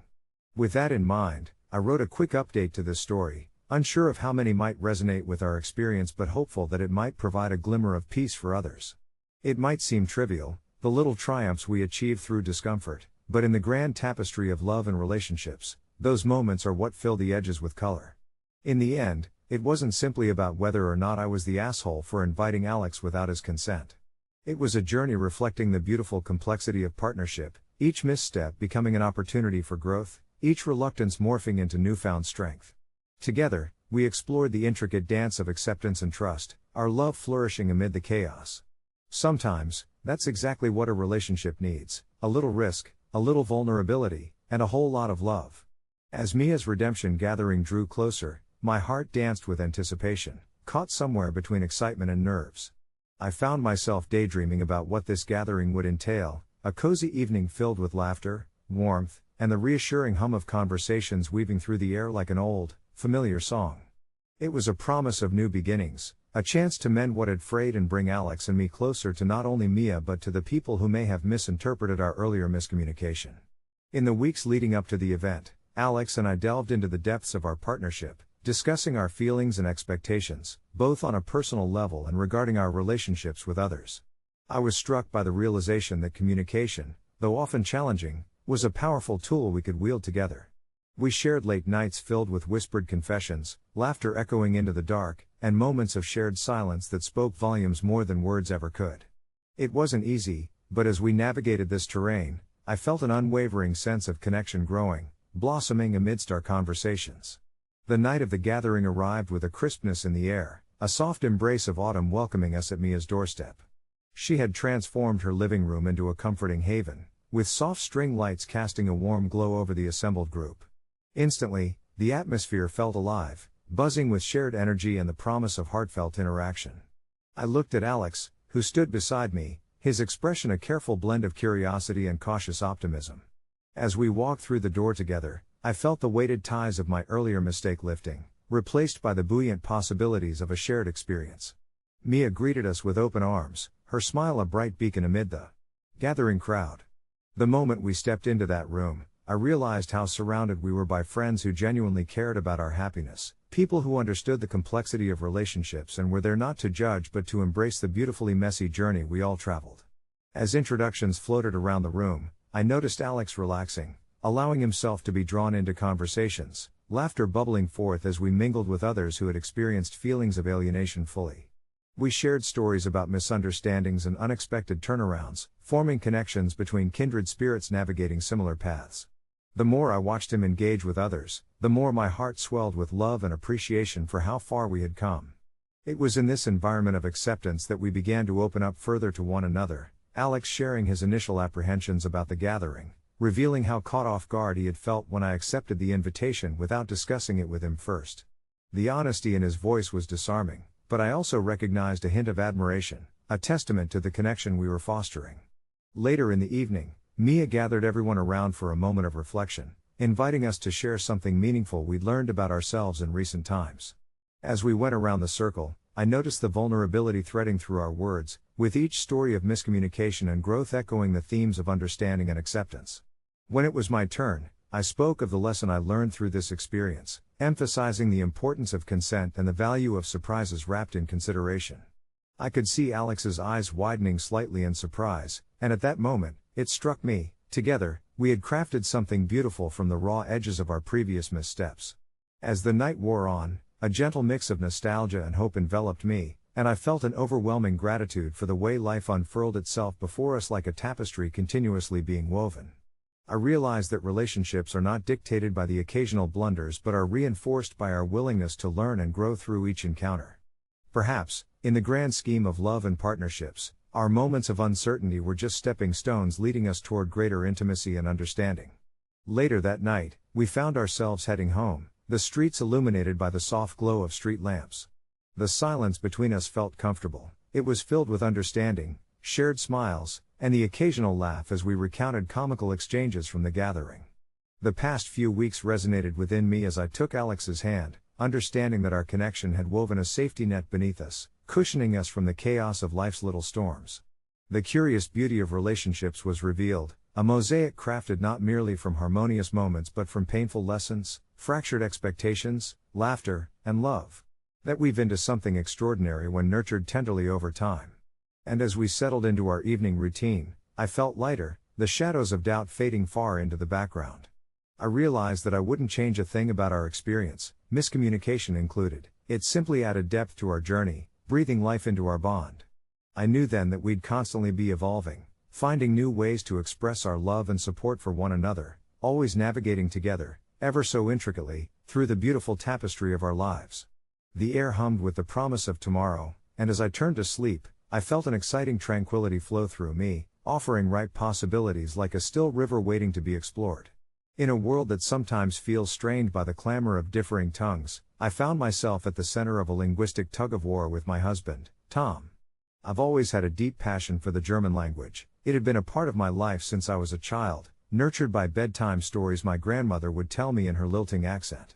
When Tom and I met in college, I was amazed at how he soaked in those stories too, admiring my enthusiasm for a culture that seemed so distant to him, an American born and bred. Over the years, that admiration blossomed into love, but in the intimacy of our shared life, our once attractive differences began to fray at the edges. Tom studied German diligently for a while but soon found the nuances overwhelming, preferring to converse in the simple, comforting rhythms of English. But I loved to practice my German, and as the months slipped into years, it became my default language, a habitual comfort zone that I didn't realize was isolating him. One quiet evening after dinner, the familiar dance of our conversation took an unexpected turn when he asked me, gently but firmly, if I could refrain from speaking German at home as it sometimes made him feel excluded. The request struck me deeply. It felt like a rejection of a part of who I was, yet his eyes had that vulnerable glint that said he was struggling with his own feelings too. I was torn. Should I honor his request, sacrificing my linguistic flair for the sake of his comfort, or could I, in good conscience, continue speaking German, even if it meant detracting from our shared space? My thoughts churned that night, the shadows of self-doubt creeping in, mimicking our sad quiet as we ended the day. Was I the asshole for wanting to indulge in something that was such a part of me, or was I merely turning my back on a plea from the heart? Days turned into a strange dance of half-phrases in English and attempts at German that felt like a betrayal to the warmth and fluidity I thrived in. I saw flashes of disappointment in Tom's eyes each time I caught myself slipping back into my cherished words. It was an unnerving cycle. Each apology towards him felt like another nail in my own heart. The bright candlelight of our evenings dimmed, booths in our favorite restaurants filled with the silence of unspoken grievances. It wasn't until a particularly stormy night that we truly cracked open the chasm between us. Sitting in our living room, rain like a relentless drum on the roof, I finally laid bare my emotions. I told him how important it was for me to retain that part of my personality, that it felt as intrinsic to my being as breathing. And there in that cozy, rain-soaked space, our hearts opened wide, he admitted that while he loved me and admired my passion, he sometimes felt like he was on the outside looking in. It was a powerful exchange, raw and painful, but it was illuminated by an understanding that only deepened our bond. We spoke until the rain slowed, weaving through layers of our emotions, fears, and desires. By the end, we found a middle ground. We agreed that I could speak German during specific times, perhaps in moments of playfulness or passion, while committing to using English for our everyday conversations. It was a compromise born out of respect and love, a promise to nurture both my passion and his feelings. Months later, wrapped in the warmth of our love and mutual respect, I found joy in the sounds of both languages echoing through our home. I realized that love, like language, is best expressed in fluidity and understanding. We created our own little world, embracing a balance that felt harmonious, a beautiful cacophony of English conversations sprinkled with delightful German whispers. Sometimes, in those quiet moments, I catch Tom grinning when I slip into German to narrate a mundane event. It's a reassuring reminder that rather than diminishing our connection, my passion is woven seamlessly into our shared rhythm. It brings us closer, sparking late-night discussions about culture and identity, far more intimate than a mere exchange of words. As for my own internal conflict, it reshaped me into a partner who learned the beauty of compromise, whose heart echoes with gratitude for the understanding we carved from our differences. And on particularly slow afternoons, we sometimes find ourselves curled up with a book of German fairy tales, and for just a moment, the language that brought me to life becomes a bridge we walk hand in hand upon. However, our peaceful coexistence faced an unexpected challenge that I hadn't seen coming, and it started rather innocuously, with a flurry of messages from a close friend who was traveling to Germany. She was sending me pictures of charming villages, bustling markets, and the kind of enchanting landscapes that always called to my adventurous spirit. Each image ignited a longing within me, stirring the remnants of my passion for the language and culture as if I were being beckoned back to my roots. I found myself daydreaming about walking among the timber-framed houses of Rothenburg ob der Tauber, sipping coffee in a quaint cafe while laboriously picking apart the intricacies of my beloved language. With each ecstatic message I shared with my husband, Oliver, I ventured deeper into my reminiscing. But then a thought began to fester like a shadow in the back of my mind. I was slipping away from our shared language, and would that not create a rift again? In a moment that felt like a culmination of tension, I set my phone down and took a deep breath, deciding to tell him. One evening, while we prepared dinner, I casually mentioned how much I missed speaking German fluently. As I said those words, I felt the sparks that often flew between us dim just slightly. He cleared his throat, his back turned to me as the garlic sizzled in the pan.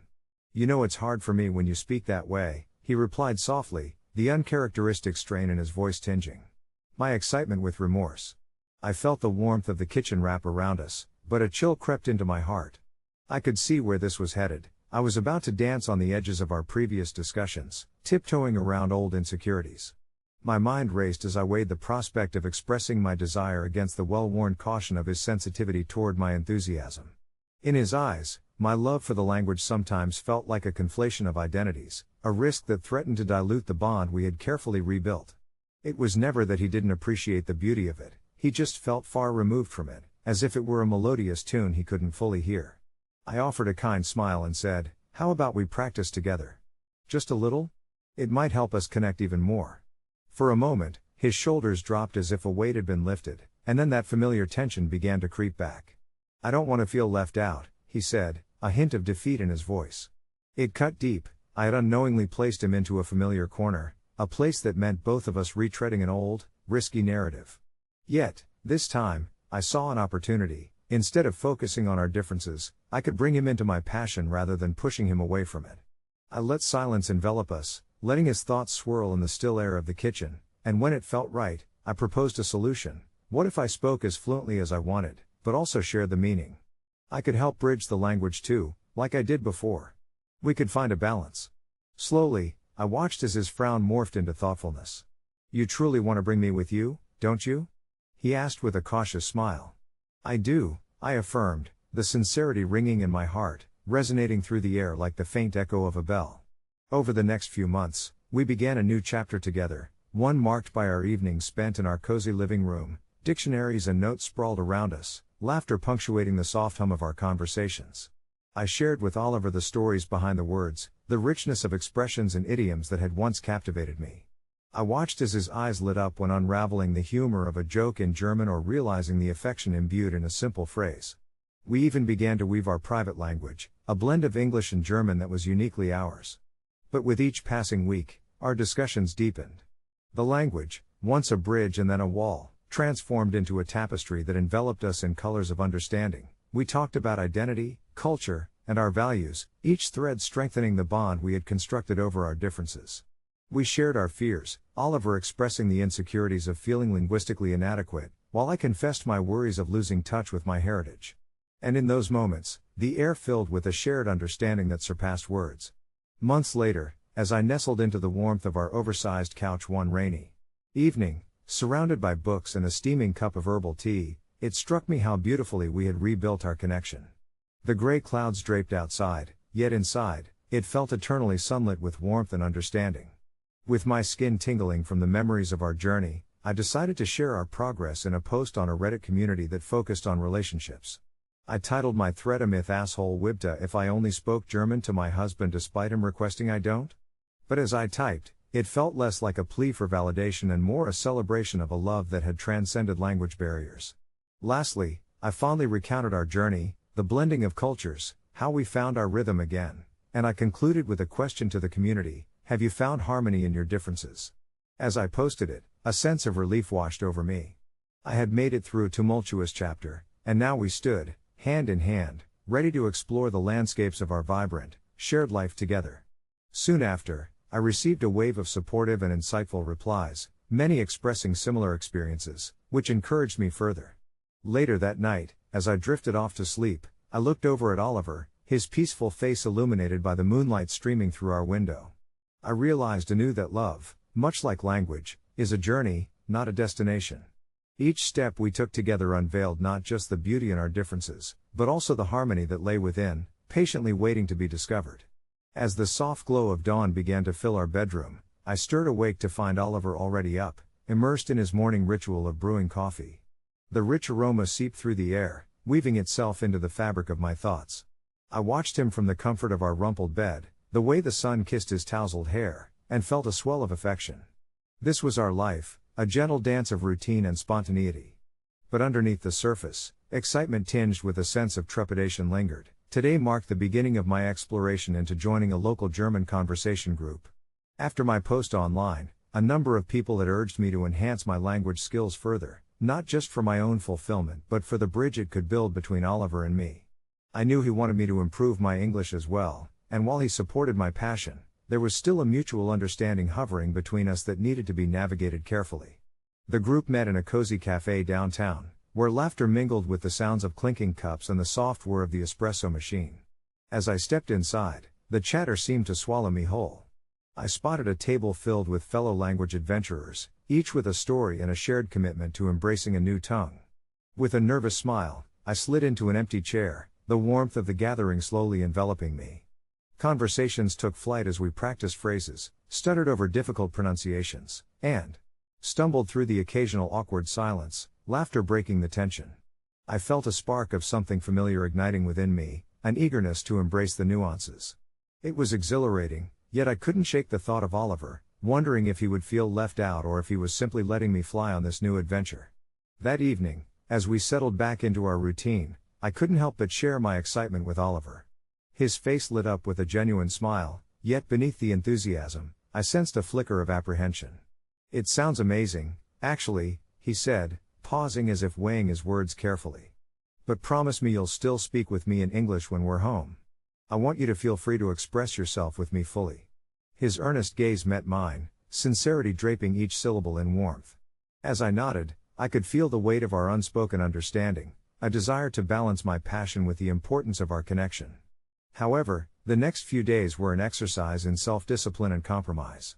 I found myself wanting to slip into German more often, the phrases just at the tip of my tongue, eager to dance into the spaces we shared.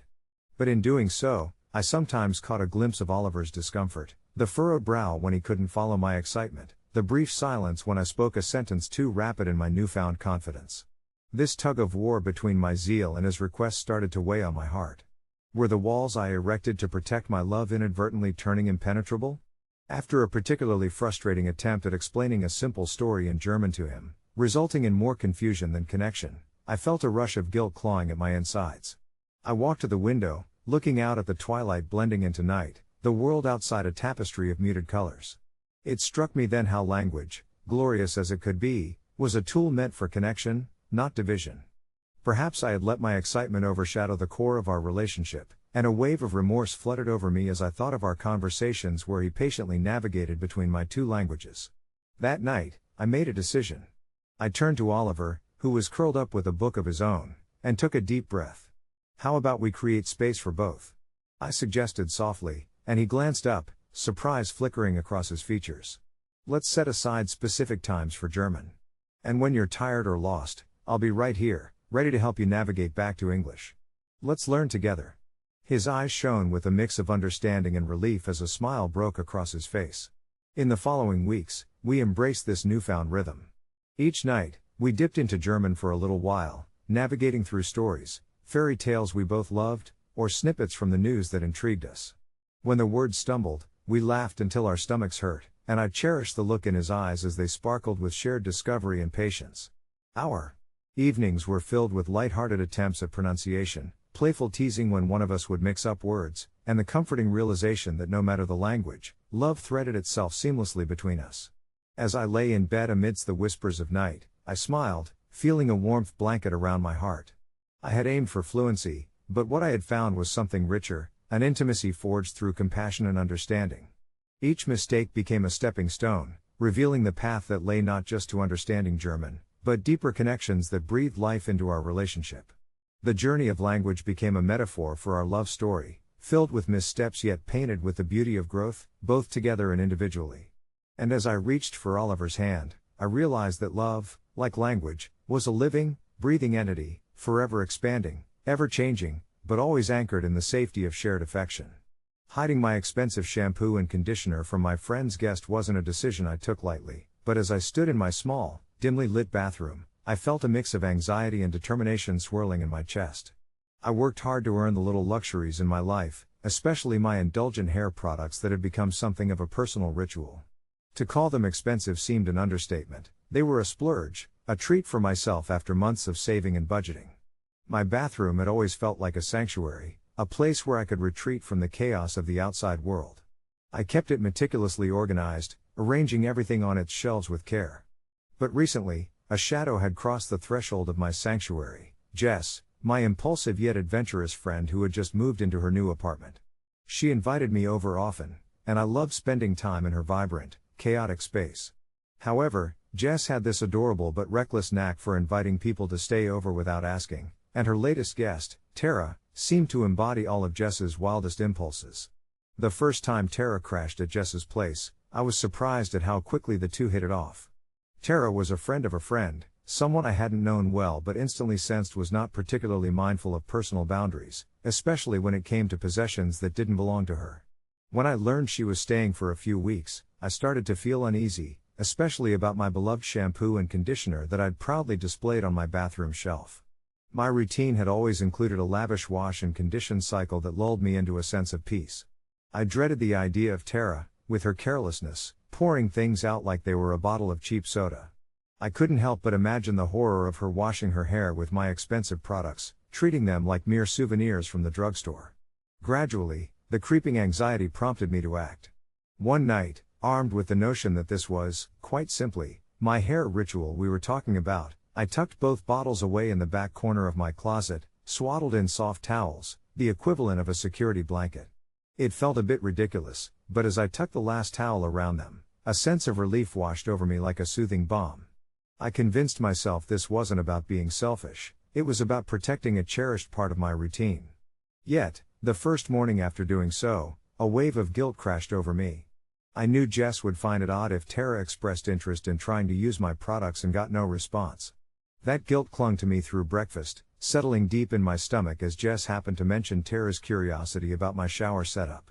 A part of me wanted to say, "Oh, I hid my shampoo," but I never found the words. Instead, I casually brushed it off, hoping Jess would do the same. That evening, as I basked in my freshly cleaned hair, I overheard Jess telling Tara about my shampoo and conditioner. I felt my heart speed up. I knew she could have easily sought them out. The sheer panic coursing through me was further amplified when I overheard Tara excitedly asking if she could use them. Oh no, I thought, my heart sinking. My mind raced at the thought of my precious products being neglected, warped into a messy heap of potentially sticky hair.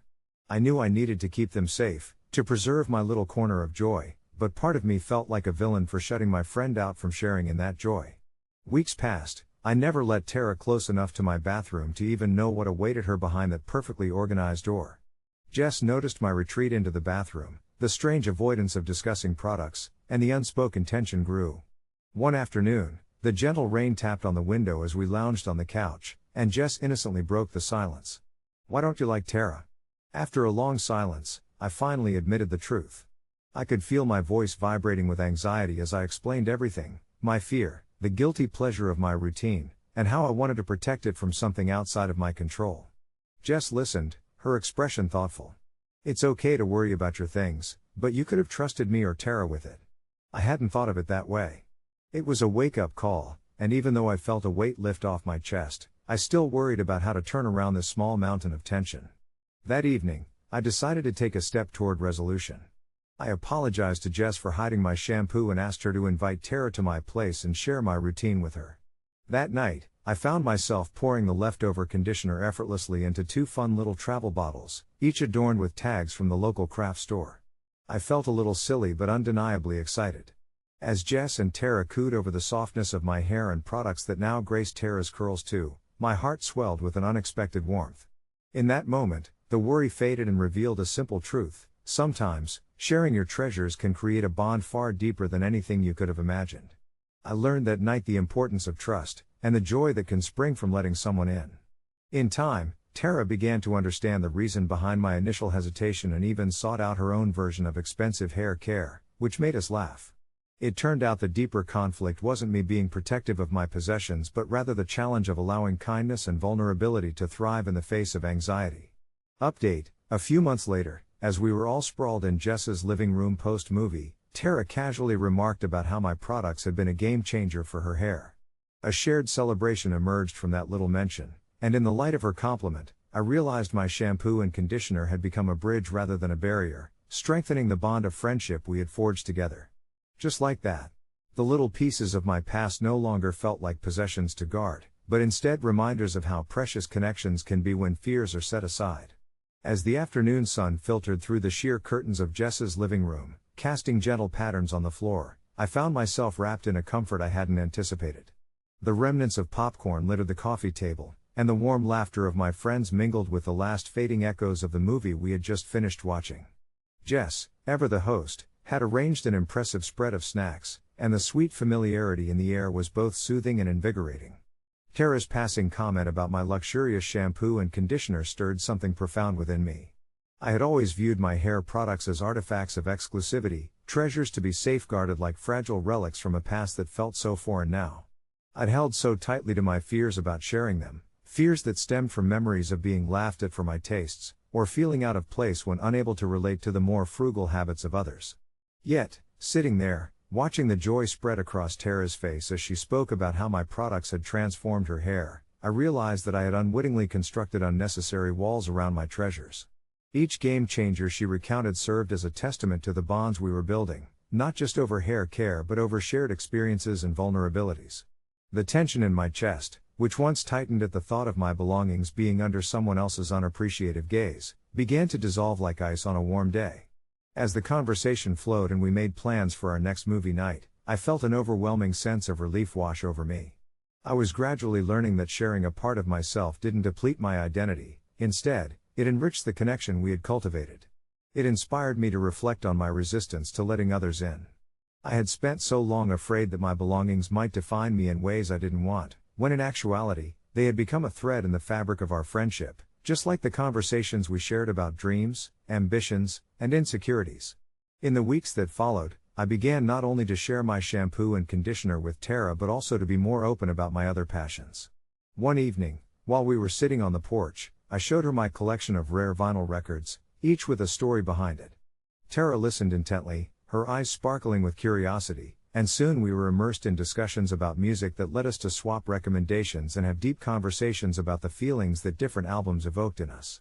I began to see my unique preferences, whether in hair care or music, as invitations rather than barriers, inviting connections where I might have otherwise been guarded. As these connections blossomed, it became clear that my journey was no longer just about overcoming anxiety; it had transformed into a celebration of shared experiences. My friends often joked about being product prescribers, each confidently recommending their go-to beauty secrets or stylistic tips, and with every laugh and playful criticism, I felt more at home. We even joked about hosting a hair care night where we'd explore different styles while trading our favorite products. It inspired me to create a cozy, safe space where everyone could come together, no longer just around possessions but around an openness to learn and share. Looking back, I realized that my initial instinct to hide my shampoo and conditioner had stemmed from a fear of vulnerability, yet here I was, a few months later, celebrating connections that had formed not in spite of my unique identity but because of it. I had found a community that cherished each other's quirks, welcoming all that made us who we are. This realization settled in my heart like a warm glow, reminding me that sometimes, the things we fear most about sharing are the very things that unlock a deeper understanding within our relationships. So, when Tara reminisced about that fateful day in Jess's living room, it wasn't just a compliment, it was that shared bridge, a memory that would always remind me of the importance of opening my heart and allowing friendship to weave its way into the fabric of my life. And as we all gathered again for those cozy movie nights, my heart swelled with gratitude, for I had learned that the most precious possessions of all are the bonds we cultivate and cherish with those we hold dear. Our evenings together soon became a ritual, a sanctuary filled with laughter, old movies, and the steady ebb and flow of conversation that deepened our friendships. Tara, with her infectious enthusiasm, often took the lead, introducing us to the latest comedies or nostalgic flicks from the 90s. Each time we settled in on the couch, popcorn in hand, I couldn't help but reflect on how much had changed since I first met them. The little insecurities I had once clung to, my fear of losing my prized hair products or the jealousy I felt when Tara first used them, had transformed into a comfort, a reminder that vulnerability could be the cornerstone of connection. There was something about seeing Tara effortlessly toss her hair over her shoulder, the glossy shine catching the light like a beautifully woven thread connecting us all. One evening, after binge-watching a series, the topic shifted to future plans, dreams and aspirations, the kind that often linger in the quiet corners of our minds. Tara spoke of her ambition to start a blog about beauty and self-care, a project that had been simmering just beneath the surface. As she spoke, I felt a bubbling sense of pride for her, tinged with a familiar pull of envy. It seemed so effortless for her, proclaiming her passion to the world, while I'd always been apprehensive about sharing my own nuances with others. It was then that I remembered the first day she had borrowed my shampoo, the piano line of laughter spilling from her lips when I first revealed my stash, the way she had touched each bottle with reverence, as if holding a gem. After a thoughtful pause, I decided to share, a leap of faith that surprised even me. I opened up about my trepidation towards vulnerability and how I had kept my products hidden, all of it transforming into an opportunity to encourage her ambition. Tara listened, her expression shifting from curiosity to understanding, and as she did, Jess chimed in, sharing her own struggles with self-doubt. There was a flicker of realization in the air, an unspoken bond that connected the three of us through shared fears and expectations. For that brief moment, it felt as if I was peeling back the layers of a protective shell, bearing parts of myself that had long been closed off. As our conversation became more heartfelt, laughter mingling with a shared sense of vulnerability, I felt the weight of my earlier insecurities lift. It was a relief to acknowledge that we all had our ups and downs, insecurities and aspirations alike, and our friendship had become a safe space where we could lay it all bare. On that night, we forged a pact to not only support each other in achieving our dreams but also to celebrate our failures as part of this imperfect, beautiful tapestry we were weaving together. Weeks rolled into months, and soon Tara launched her blog, drawing from every laugh, every tear, and every awkward moment we had shared as friends. I watched her thrive, and with each updated post she published, I felt a part of that journey. She was my friend, and in her success, I celebrated my own triumph over my fears. That bond we formed wasn't just about my shampoo, it was a reflection of understanding, trust, and the beautiful messiness of life. In the quiet hours of the night, as I lay beneath the comforting weight of my blankets, I often found myself smiling, recalling the beginning of this incredible journey. The threads woven through friendship had become the very fabric of my existence, reminding me that every data point of insecurity dissolved in the glow of genuine connections. The profound lesson I learned, encased in the simplicity of shared moments over popcorn and laughter, was that authenticity in relationships can turn even our smallest concerns into a celebration of vulnerability, crafting a life that's rich not in possessions, but deep in love and understanding. And every time I reached for my bottles of shampoo and conditioner, I smiled, knowing they now served not just a personal ritual, but a reminder of the friendships I cherished and the bridges we had built together. It was during one of those sunny Saturday mornings, where the golden light streamed through the kitchen window, casting a warm glow on the coffee maker and the half-eaten croissants on the table, that I found myself embroiled in an unexpected argument with my sister, Anna. I had always thought of my sister as a free spirit, the kind of person who danced to her own tune, but that morning revealed a side of her I struggled to comprehend. Anna had recently moved to a small, picturesque town after marrying a local artist, and this new life appeared to be flourishing in its own quirky way. We were enjoying our usual brunch when she casually revealed her plans for her 5-year-old daughter, Molly.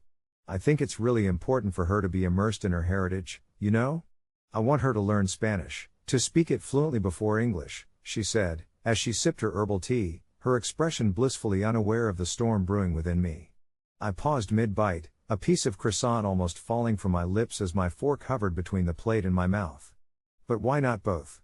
I asked, incredulous. "It's a great idea to be bilingual, but why skip English? This is America, she'll need that language to thrive." Anna looked at me as if I had just suggested burning her favorite art piece. "Why is teaching her English so critical? Spanish is part of our identity. I want her to embrace that." It was the kind of statement that cut deeper than I anticipated, and I felt a flicker of anger rising in my chest. "You know what, Anna? You're insane if you think this is going to work out. You're limiting her future for the sake of cultural stubbornness." The air thickened with tension, the clinking of plates becoming the only sound filling the silence between us as I realized I had crossed a line. There was a moment, just a fragile glimpse, where I could see the hurt in her eyes, and for the first time, I worried that I might lose my sister to something bigger than I could fathom. The two of us, sitting across from each other in that sun-drenched kitchen, felt as if we were standing on opposite shores of a growing chasm. I chased away the rising guilt with a sharp breath, but it only intensified. Anna didn't respond right away. Instead, she set her teacup down with deliberate care, as if to gather her thoughts. The hurt morphed into quieter frustration. "You think English is the only way she can succeed, that language alone defines her capabilities? You should know better than anyone how important it is for me to raise her, not just in one culture but in many." I struggled to understand her perspective. True, our upbringing had been steeped in the traditions of our Spanish-speaking family, but this was different. This was an entirely isolated approach to raising a child. "Anna, it's not just about language, it's about breaking down barriers in society, especially in this digital age," I reasoned. "What will happen when she tries to engage with her peers? She can have that heritage without shutting out other avenues." Her face tightened, and in a voice barely above a whisper, she responded, "I'm not shutting anything out. I'm opening doors to her roots, and if you can't see the importance of that, then I don't know what to say." I felt the prick of tears in my eyes, frustration mixed with my instinct to defend not only my view but the future of a child I adored. The brunch devolved into an awkward silence punctuated only by the quiet whir of a fan in the corner, and with each passing second, I feared we were creating a rift that would never heal. I finally broke the silence. "I just don't want you to mess this up, Anna. She deserves the best of both worlds." I couldn't read her expression. It was like peering into a fog. She sighed deeply and stood up, indicating brunch was over. "Maybe you don't understand parenting as I do, and that's okay, but we have different views, and you're not going to change my mind," she said, her voice steady yet filled with a sadness I felt deep in my own heart. As I left her house that day, I felt a multitude of emotions swirling inside me: guilt, concern, and confusion. Were my intentions right, or had I imposed my own fears onto her parenting style instead of supporting her choices? In the weeks that followed, I distanced myself, trying to think through the layers of our conversation while giving her the time she needed. Yet, messages went unanswered, calls were left unreturned, and soon, I felt like a ghost haunting the corners of her new life. Days turned into weeks, and I watched from afar as Anna shared snippets of Molly's milestones on social media. Photos showed her twirling in a dress, speaking to her friends exclusively in Spanish, interspersed with family gatherings where laughter and warmth were evident. Yet still, there was an absence I couldn't shake. I missed being part of something so vital. The turning point came when I received a surprise text from Anna one afternoon. "Can you come over? Molly wants to share something with you." I felt a surge of hope and anxiety as I drove to her house. Once there, I saw Molly sitting cross-legged on the floor, her bright eyes lighting up when she spotted me. "Auntie, I want to show you my new story. I wrote it in Spanish." Her enthusiasm was infectious. She pulled out a crayon and paper, presenting a series of drawings alongside Spanish words. Overwhelmed with emotion, I took a seat beside her, helping to read the words as she beamed with pride. In that moment, I could see how my sister's choice was shaping her daughter's identity. Yes, the importance of balance remained essential to me, but this was not the end of the world I feared it would be. It was a beginning. I turned to Anna, who was watching us with a soft smile, clearly happy to see our bond rekindle. "You know, maybe I miscalculated, But Molly should learn everything she can, I confessed. I guess you're not insane, after all. Just passionate. Anna laughed, a joyful sound that filled the air. Let's teach her English together, shall we? As we sat together, sketching bilingual stories alongside a bright girl full of dreams, I felt a weight lift. It was in this shared experience that I realized understanding often grows from the seeds of difference, and sometimes, the best way to support someone you love is to embrace their choices, even when the logic of it doesn't fully resonate. In the months that passed, we built bridges back to each other, teaching Molly the values of her heritage and the languages of the world. And while we might not have agreed on everything, that day marked the beginning of a journey, one where we would each learn the language of love, compassion, and acceptance anew. Update: a month later, Anna sent me a video of Molly confidently reciting a children's song in both Spanish and English. She was proud, and so was I. We had found a balance together, and our family felt more united than ever. I knew, without a doubt, that every shade of culture and every word woven together contributes to a tapestry worth cherishing, one that we would continue to nurture hand in hand. As the weeks rolled on after that pivotal day, it felt like a weight had been lifted not just from Anna's shoulders but from our entire family. The tension that had once loomed over our gatherings evaporated, replaced by laughter and warmth that echoed through our living room during those weekend visits. I remember one particular Saturday vividly. The sun shone bright through the kitchen window as Anna prepared an elaborate brunch, her hands busy mixing batter for pancakes while the faint sound of children's laughter danced in the air. Molly, with her little apron tied around her waist, was beaming as she helped her mom, her small fingers smudged with flour, following along in a spattering of Spanish and English.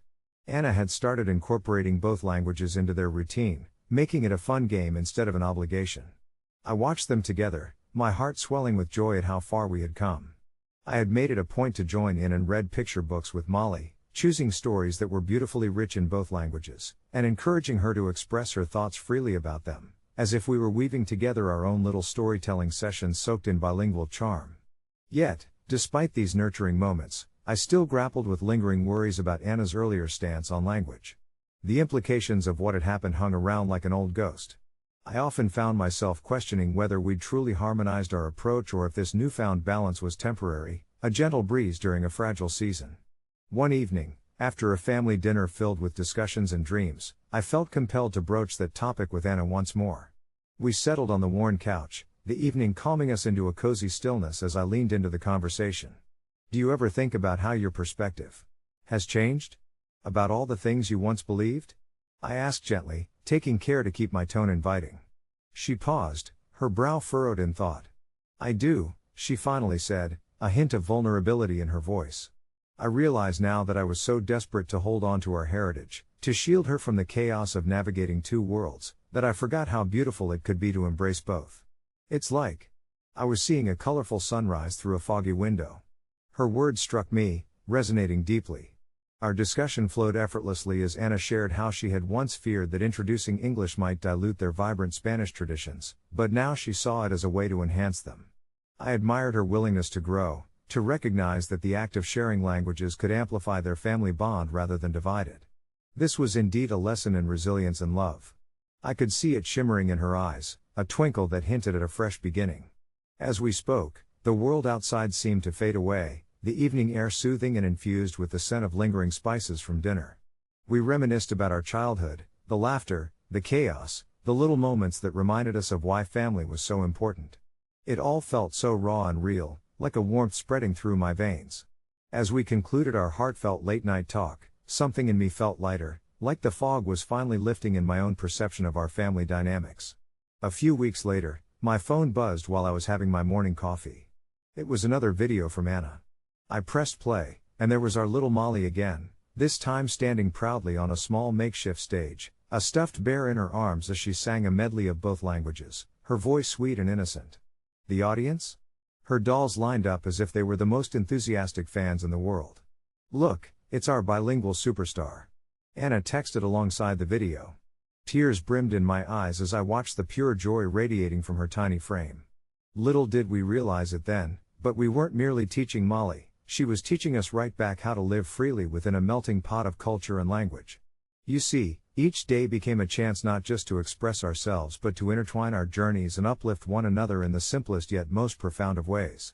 And now, As the memory of that vibrant Saturday whirled through my mind, I realized how much that journey had changed me too. Anna and I had discovered something precious, that communication and understanding go far beyond words. They were the true essence of family, of our shared stories, and the love that bound us tighter than any language ever could. I felt a sense of fulfillment as I recalled our earlier struggles, now merely stepping stones in the sprawling path of our family's narrative. Life may continue to throw challenges our way, but with each passing day, we would face them together, weaving the tapestry of language, love, and acceptance, even stronger. And perhaps one day, I would find the courage to share with Anna how inspiring this journey has been for me, how in cherishing both languages, we have built a legacy of love that I hope Molly passes on, in whichever language her heart chooses to sing. As the days gradually turned into weeks, our family dynamic transformed in ways I never fully anticipated. Evenings, once marked by tension and miscommunication, became vibrant sessions filled with laughter and playful banter, where the rhythmic cadences of both Spanish and English flowed freely around the dining table. Molly's bright smile seemed to radiate warmth as she whimsically switched between languages, eagerly explaining her day to us in a delightful mix that left Anna and me chuckling, wondering in awe at the incredible adaptability of a child's mind. There were moments, like when we jointly read her favorite story, the familiar characters dancing off the pages in both languages, that deepened my understanding of how multifaceted childhood can be, revealing layers of creativity and imagination I had always regarded as intangible until I witnessed it bloom before my eyes. Yet, woven into this delicate tapestry were the threads of occasional misunderstandings. For instance, during a family gathering, Molly inadvertently called her cousin a taco, meaning silly in Spanish, while aiming for the English word goof, sending the whole room into a fit of laughter, but also sparking a hushed moment of confusion as the adults exchanged bemused glances.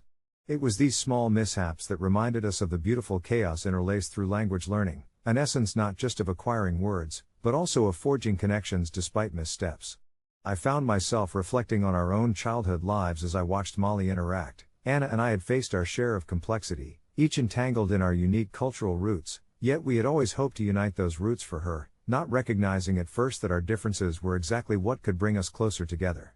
One serene Sunday afternoon, while seated on the patio with my sketchbook brimming with wildflowers, I decided to pen a letter to Anna, one that expressed my gratitude for her resilience, for embracing the quirks of our evolving family dynamics, and for the lessons I had learned through her determination to keep our heritage alive in Molly's heart.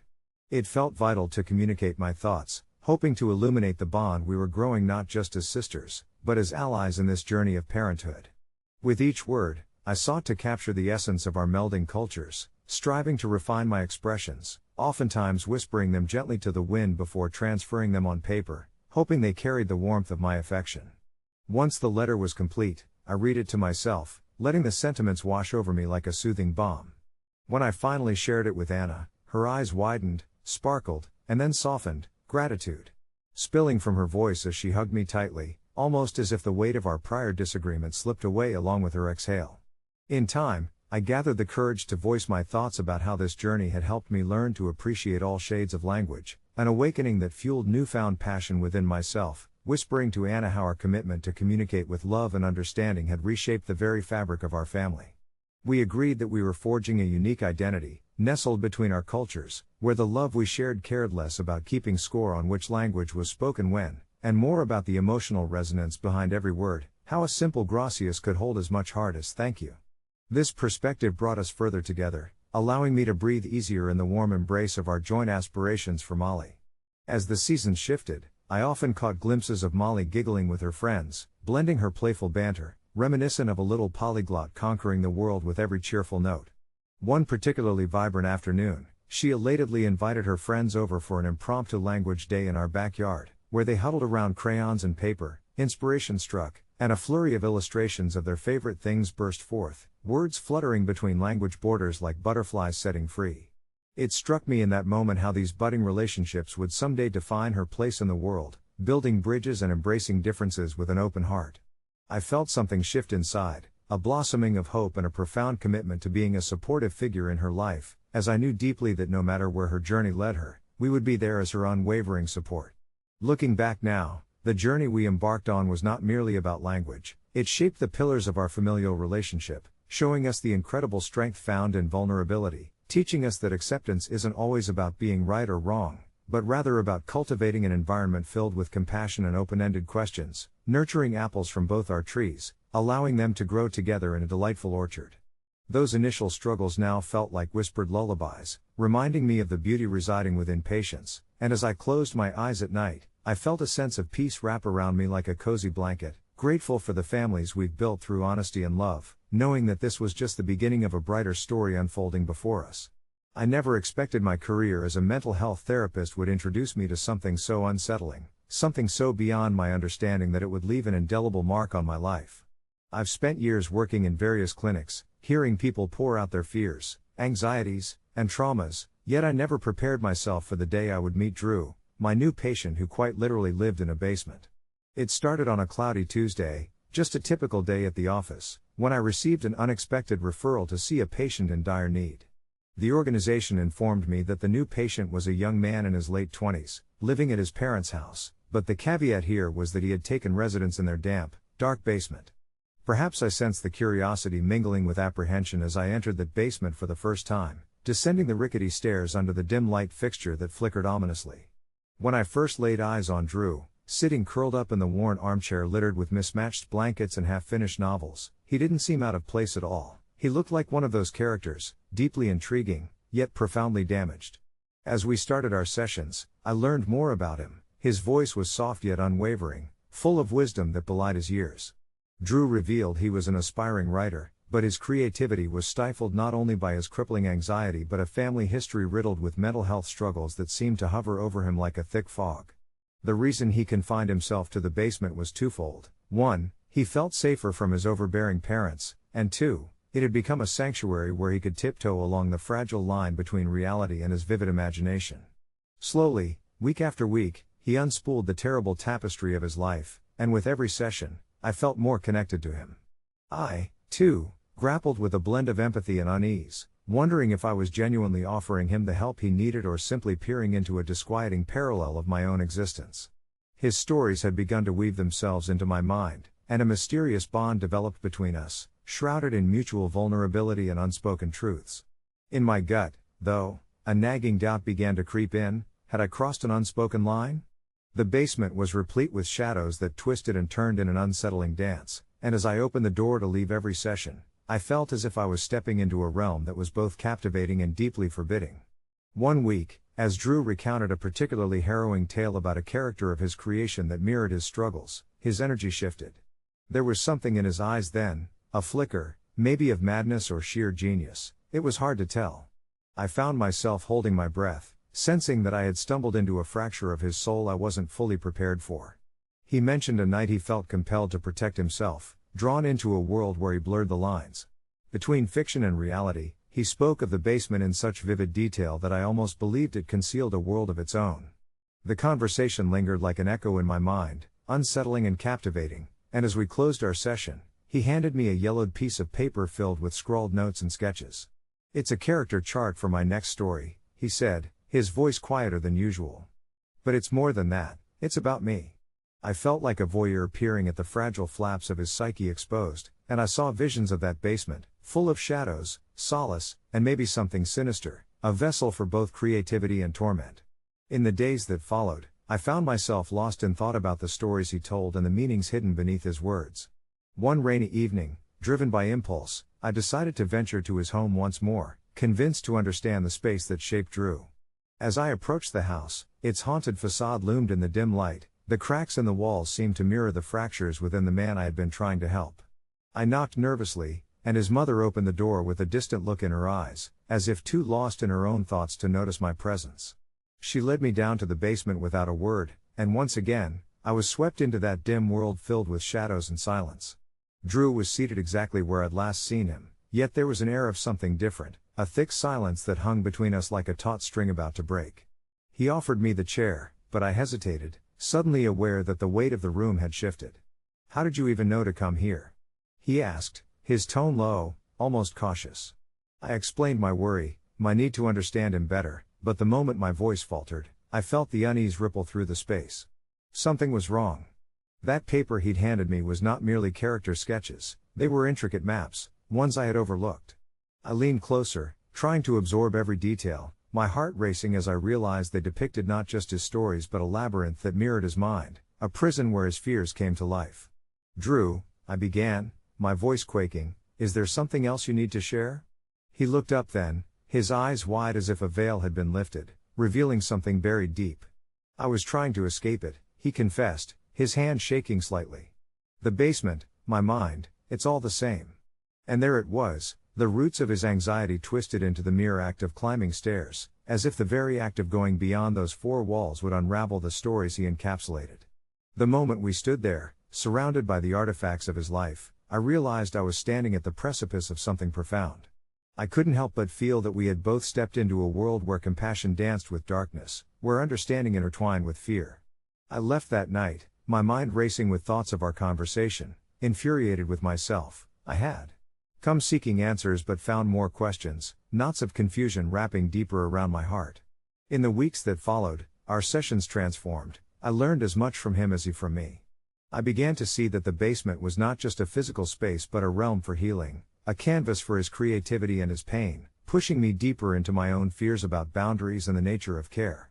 As I continued to support him in constructing bridges back to the wider world, I realized that sometimes from the deepest shadows, creativity can bloom. What initially seemed a prison became a place of liberation in Drew's mind. Drew eventually moved out of that basement, transitioning into his own apartment, but he never fully left that space behind. Occasionally, I find a bolt of vivid inspiration in his stories. They resonate in me like echoes of a song forgotten. The basement was an invitation to ponder how darkness and light can coalesce, shaping our narratives in ways we might never anticipate. Months later, I returned for one last session, filled with pride and bittersweet nostalgia. As we closed the door behind us, I realized we had woven a tapestry of healing from the threads of his fears. Drew offered me a handwritten letter before I left, expressing thanks that resonated with the warmth shared in those moments, leaving me with a heart full of wonder for the stories that define us. I don't know if I'll ever truly untangle the threads of our journey, but maybe, just maybe, those tales will continue to twist and turn through the shadows, guiding others home. The basement may have held its secrets, but our shared journey had birthed an unexpected friendship, reminding me that healing often blooms in the unlikeliest of places. And as I walked away, I felt an odd sense of closure, both for him and for myself, marveling at how connections can shift the boundaries of understanding. Somehow, through all the chaos, a sense of hope emerged. Life moves forward, often in the quietest of ways, from the shadows of our deepest fears. As I stepped out of that dimly lit basement for the last time, the scent of damp earth and stale memories clung to my clothes, a reminder of all that had transpired within the confines of those four walls. The late afternoon sun poured down, warm and inviting, contrasting sharply with the chill of the basement I'd just emerged from. It felt surreal, leaving behind a world that had unfolded so intricately, yet contained within such a compact space. I glanced back at the windowless facade, wondering how many secrets it still held, and how many more stories could be carved from its shadowy existence. My mind drifted to Jacob, the patient who had inadvertently become my confidant, revealing pieces of himself that seemed more like fragments of a puzzle than complete thoughts. Every session had brought its own revelations, but it was during our last visit that I learned the most about him, not through his words, but through the silence that lingered between us. In that silence, I realized the burden he carried. It wasn't merely the shame of his living conditions or the burden of his past that weighed him down, but the profound loneliness that accompanied his struggle. We had both used therapy to weave a thread of understanding, but perhaps it was more than that. It had become our lifeline in a stormy sea of isolation. It was that very humanity that connected us, more genuine than any scripted psychobabble. Even after our sessions ended, his voice echoed in my thoughts, especially his final words, which felt like both a closure and an invitation. "We're all just stories waiting to be told," he had said, a slight smile breaking the heavy gravity of his usual demeanor. I had left him with an assurance that he would never be alone again in this, that I would carry his story with me, sharing it in my own therapeutic journey. The ride home was filled with a medley of emotions swirling in my chest.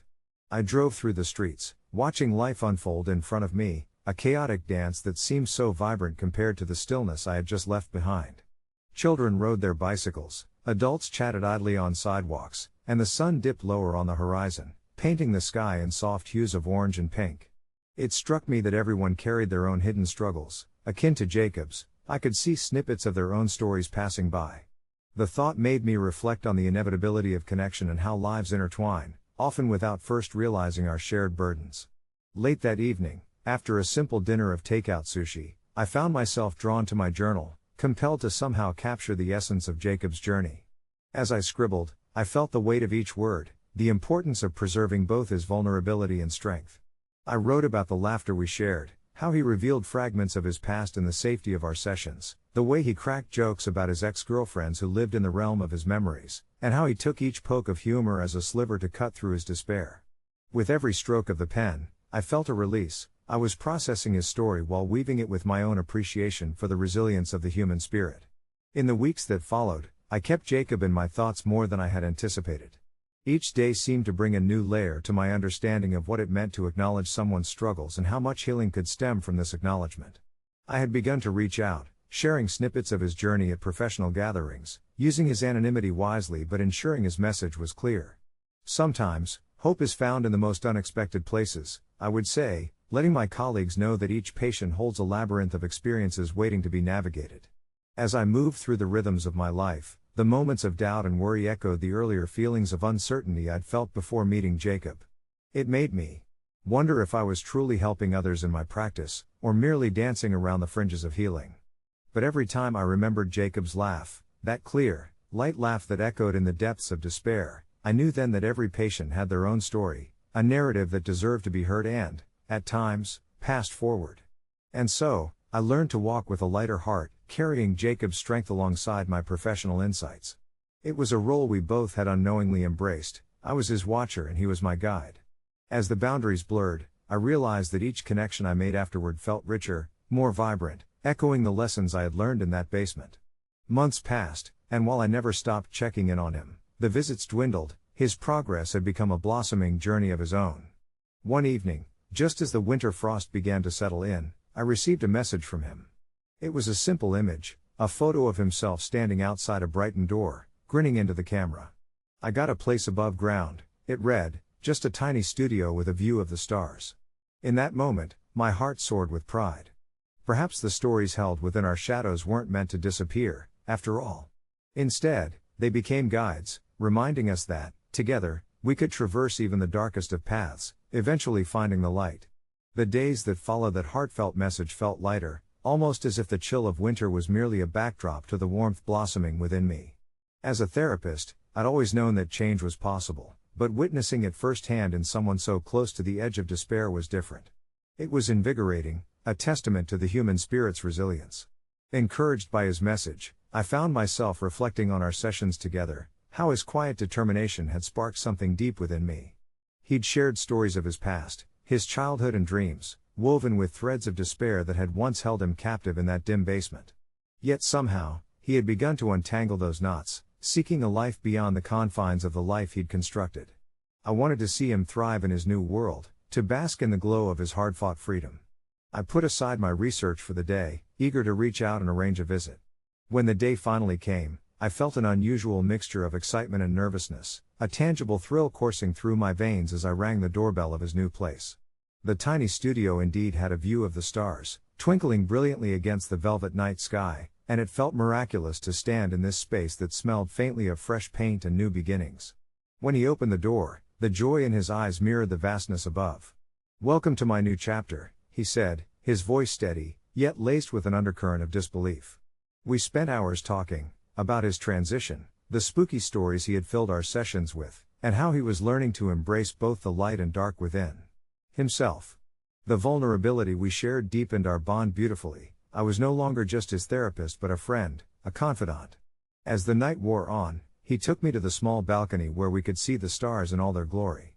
He pointed to one specific star that shone brighter than the others, calling it his milestone star, a symbol of his journey toward healing. I stood beside him, aware that my heart was expanding with every word we exchanged. It was during those moments of genuine connection, immersed in laughter and shared silence, that I realized how much his struggle had mirrored my own. As a therapist, I had also escaped the shadows, my own fears of inadequacy and the burden of expectations plaguing my mind. Being present with him allowed me to confront my own journey, helping me understand that healing happens collectively as much as it does individually.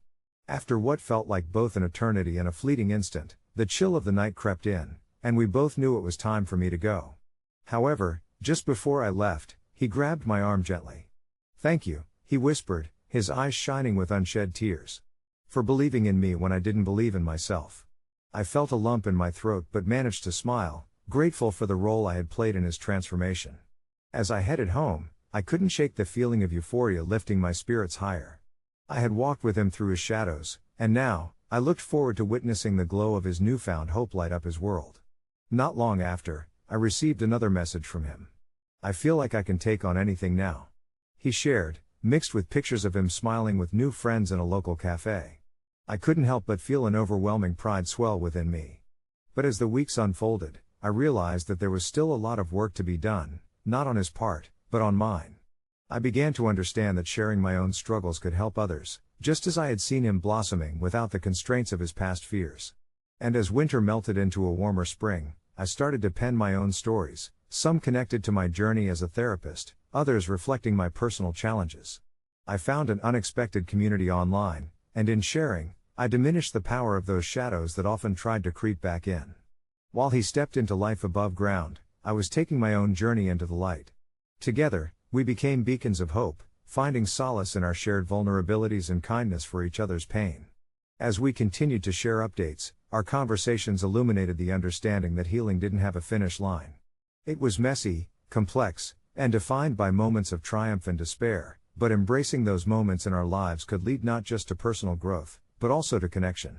So, when I reflect back on that basement and the struggles that transpired, I now see it as a sacred ground, one that birthed friendship, understanding, and the profound realization that the stories we carry don't just belong to us, they are threads woven into the fabric of humanity itself, binding us in our shared experiences. And sometimes, just sometimes, they bring us the light we so desperately seek. I never thought a simple dinner would unravel the delicate web of my family's dynamics, but that's exactly what happened one fateful evening when my mom's boyfriend, Todd, crossed a line I thought was unimaginable. I've always taken pride in being the rational one in the family, calm, collected, and a fierce protector of the boundaries I believed should never be crossed. My mom had met Todd about 6 months prior, and while I was initially supportive, I gradually grew uneasy. Todd was charming in that way that feels forced, often masking what I couldn't quite place. My gut instinct screamed that his charisma was more a facade than anything genuine. On the night in question, dinner was supposed to be just pasta and garlic bread, a simple affair to celebrate my mom's birthday. The air was thick with the warmth of nostalgia as my mom smiled at the table, her cheeks glowing like the candles flickering nearby. I didn't understand the palpable tension until Todd made an offhand comment about my weight, something he couched in concern, but struck me like a lightning bolt. "You know, if you cut out carbs, you might feel a lot better," he said, chuckling lightly, looking directly at me as though he were giving wise, unsolicited advice. My fork clattered onto the plate as I momentarily lost my voice, the blood rushing to my ears muffling the light-hearted chatter of the other guests around us. I could see my mom's eyes widen with embarrassment and horror, yet her defensiveness seemed to evaporate in the air, as though she were mourning the loss of the good time rather than standing up for me. The tension wrapped around my throat like a noose, and as Todd continued to make jocular remarks about my youthful resilience, I felt my whole body flush with anger. I excused myself to the bathroom, but I didn't need the time to breathe, I needed an exit strategy. I found myself peering at my reflection and wondering why I wasn't capable of standing up for myself. I raced back to the table, determined to reclaim the narrative, ready to carve out a semblance of respect I thought Todd had stripped from me. I didn't know what sparked it, but I decided enough was enough. With my heart pounding, I tapped my glass to gather the attention of the room. "You can't speak to people like that and expect to be welcomed into this family," I stated, my voice surprisingly steady despite the turmoil inside me. The air crackled with disbelief and silence engulfed us. Todd's eyes narrowed, and for a split second, I saw anger flicker across his face, but before he could retort, my mother intervened.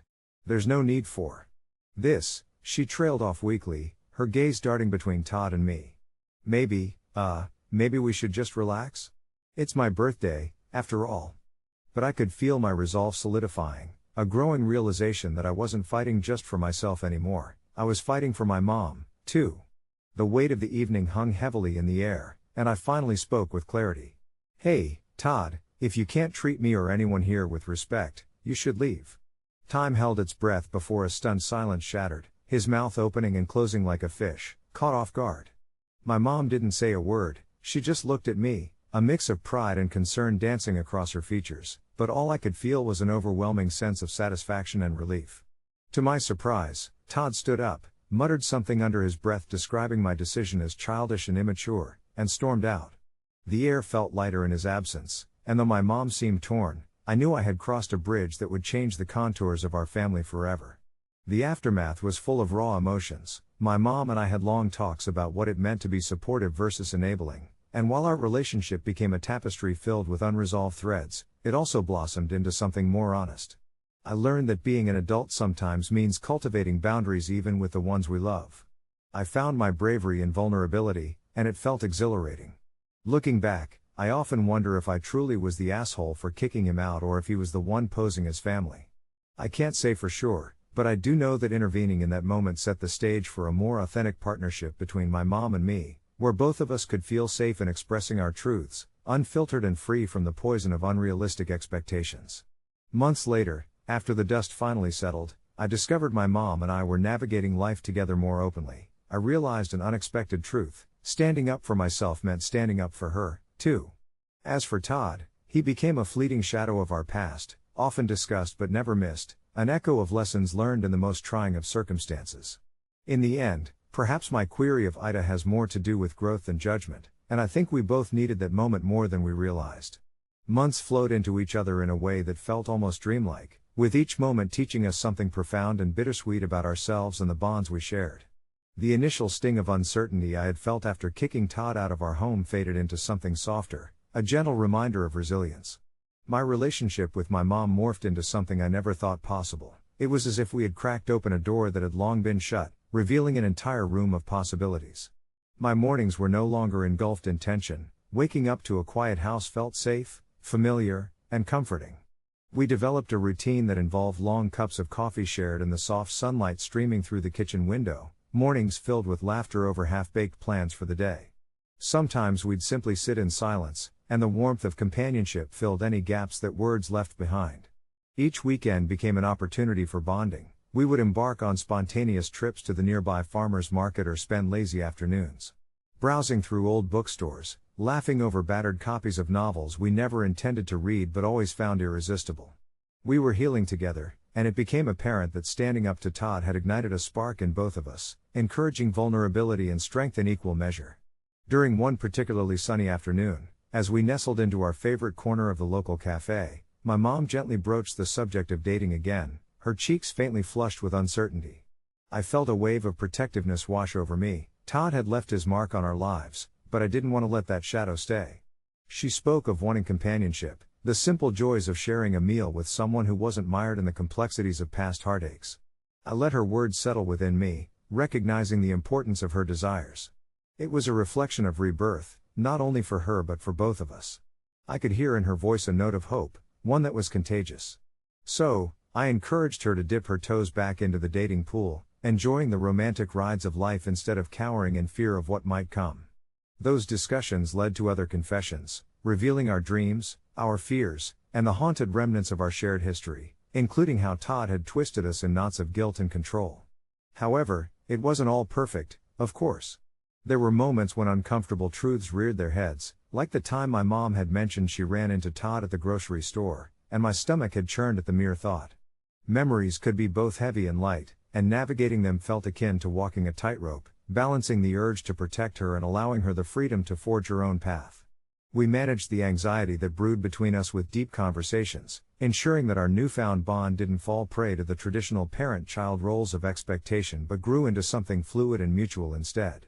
As time rolled on, Todd's presence became less of an open wound and more of a distant memory, salted yet healing. Discussing him now felt more like reminiscing about an old storm than grappling with its aftermath. Looking back, the confusion had morphed into clarity, the kind that made it easy to breathe again. I realized that the question of whether I was the asshole was as intricate and layered as the relationships we nurture. It had never been about placing blame but rather about making choices that resonate with the essence of who we are becoming. I pondered long and hard about how far we had come since that chaotic moment of clarity. Each step we took towards understanding ourselves was a flower blooming in the light of truth. Perhaps the most remarkable evolution was when my mom unexpectedly invited me to her first date with someone she'd met through a mutual friend. The invitation was bittersweet, a full circle moment that mirrored all we had built together. I watched her prepare with a mixture of excitement and apprehension, carefully selecting an outfit that reflected both her newfound spirit and careful consideration. And as she left that evening, confidence in her step and an infectious smile on her face, I felt a swell of pride so potent it nearly overwhelmed me. I wasn't just standing up for her but also encouraging her to stand tall for herself. In the quiet of our home that night, I found comfort in knowing that we could support each other, no longer confined by shadows, but instead illuminated by honest growth. As I climbed into bed, I thought about that question, am I the asshole? And smiled softly to myself. We were human, we stumbled and learned, and through it all, we had found a vibrant thread of connection that knitted us together despite the chaos that tried to pull us apart. As dreams began to weave their way into my consciousness, I felt a whisper of contentment guiding me gently to sleep, surrounded by the soft glow of hope for both our futures. The days that followed felt unusually bright, a stark contrast to the cloud of unease that had loomed over our lives since Todd entered the picture. I could see it in my mom's eyes, a flicker of renewed spirit coursing through her as she began to rediscover parts of herself previously buried beneath layers of obligation and disappointment. We started sharing more, little moments turned into deep conversations, brunches turned into full-day adventures. One Saturday, we ventured to our favorite spot by the lake, a place that had been a backdrop for both cherished memories and silent tensions. As we sat by the water, the sun casting shimmering reflections across the surface, I felt a warmth growing inside my chest. Remember when we used to come here every summer? You always said the ducks could talk if you listened closely enough, I said, a playful glint in my eye. My mom laughed, a joyous sound that felt freeing. I think they've got a lot to say, she replied, especially about that Todd character. The laughter that erupted between us was like a balm, soothing wounds I hadn't realized still existed. Yet, as much as we were improving, there were moments when the past would come crashing back like waves against the shore. I would occasionally catch flashes of sorrow in her expression, remnants of guilt or perhaps loss, when she glanced at an old photograph of our family that hadn't been put away yet. One evening, while we were organizing some boxes in the attic, I found an old journal of hers, filled with entries that painted a portrait of her life before Todd, before her loneliness manifested in desperation. I delicately placed it in front of her and said, "This seems like a memory worth revisiting." She hesitated, eyes darting across the weathered pages, then opened it slowly, scanning the lines like reliving a dream. I watched the myriad of emotions wash over her face, nostalgia, longing, sadness, but ultimately an understanding. It was a journey through her past that we both needed. As the weeks turned into months, and our relationship learned to navigate uncharted waters, I still found moments of uncertainty. I sometimes wondered if kicking Todd out had been the right thing, lingering thoughts tugging at my conscience in the quiet of the night. Would I regret the choices I made? Or would that fissure have been filled with resentment had I chosen silence? When these thoughts crept in, I would remind myself, as I often did, of the strength we were building together. It wasn't just about removing a person from our lives, it was about regaining ownership of who we were and what we wanted for ourselves. In those quiet nights, as I ruminated on my feelings, I realized how much I had grown through this experience. No longer was I a bystander in my own life, but instead, I was a participant, fully engaged and aware. One crisp autumn evening, as I sat at my desk journaling, I noticed my mom standing at the hallway, hesitating as if she were unsure whether to join me or stay in her own thoughts. I looked up, and when our eyes met, I beckoned her over, encouraging without words. She shuffled over, holding a steaming cup of tea, which she offered with a gentle smile. "I've been thinking," she said, and I could hear the tremor in her voice, "about how I've let fear dictate so much of my life, how I let fear tie me to the wrong people." I nodded, encouraging her to continue. "It's time to not just stand up for myself, but to keep actively moving forward. I want to try to embrace more of this life, and I want, even need, you with me on this journey." The sincerity in her words washed over me like a refreshing wave, grounding and real. We dove into an evening of plans and dreams, mapping out what our future could look like beyond the realm of past shadows. We discussed hobbies we had put aside, travels we had always dreamed of, and the importance of forging new connections, both inside and outside our family. As months slipped by, I couldn't help but remember that defining moment when everything began to shift, the pivotal decision that nudged us both out of stagnation and into a new dawn. Our bond became a tapestry woven with both laughter and tears, both the shadows of previous pain and the bright threads of hope. In this space, I found myself gently answering my lingering question every time it fluttered through my mind. "Nah, I wasn't the asshole after all. I was simply a person learning how to live authentically alongside another. As I finally drifted off to sleep that night, with thoughts of future adventures suspended in my mind, I felt lighter, anchored not by guilt or fear of judgment, but by an unshakable belief in growth and connection. My dreams took flight with vivid images of laughter and sunlight, creating a canvas of what was to come, and for the first time in a long time, I felt a serene sense of anticipation unfurl within me, a sweet promise of tomorrow and all the possibilities it would bring. It was a crisp winter morning when my son and I arrived at the slopes, the air sharp and invigorating, promising a day filled with laughter and the thrill of gliding down glistening white hills. My son, Ethan, had only started skiing a couple of months prior but was already captivated by the sport. His enthusiasm was infectious. As a single parent, I cherished these moments spent together, feeling the weight of life melt away with each laugh as we bundled up against the cold. The excitement in his little voice as he beckoned me to a gentler slope warmed my heart. I watched him transform from a cautious beginner into a spirited skier. But as morning gave way to afternoon and we found ourselves at the base of a moderate hill, ready to take on a new challenge, I couldn't shake the feeling that something was off. Ethan, energized by the promise of adventure, shot off ahead of me, his red helmet bobbing in the distance while I followed cautiously, knowing that he needed space to explore but also keeping a watchful eye on his technique. That's when I saw him, a man with a smug expression and a bright orange ski jacket, barreling down the hill. I initially mistook him for simply a confident skier, but I soon realized he had little regard for those around him. As if determined to prove his prowess, he sidestepped Ethan's path as they met in a tumble of limbs and sharp edges. I felt my heart drop as I watched Ethan crumple to the snowy ground, a frightened look on his face. Before I could reach him, the man clumsily skidded to a stop, his attention unfocused as he turned to check his own gear rather than caring for the child he had just collided with. I rushed over, my heart racing, and knelt beside Ethan, my hands brushing against the cold snow as I surveyed him for injuries.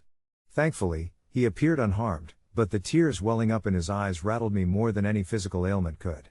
Anger simmered just beneath the surface as I glanced at the man, who was now sauntering away, clearly unconcerned about the aftermath of his recklessness.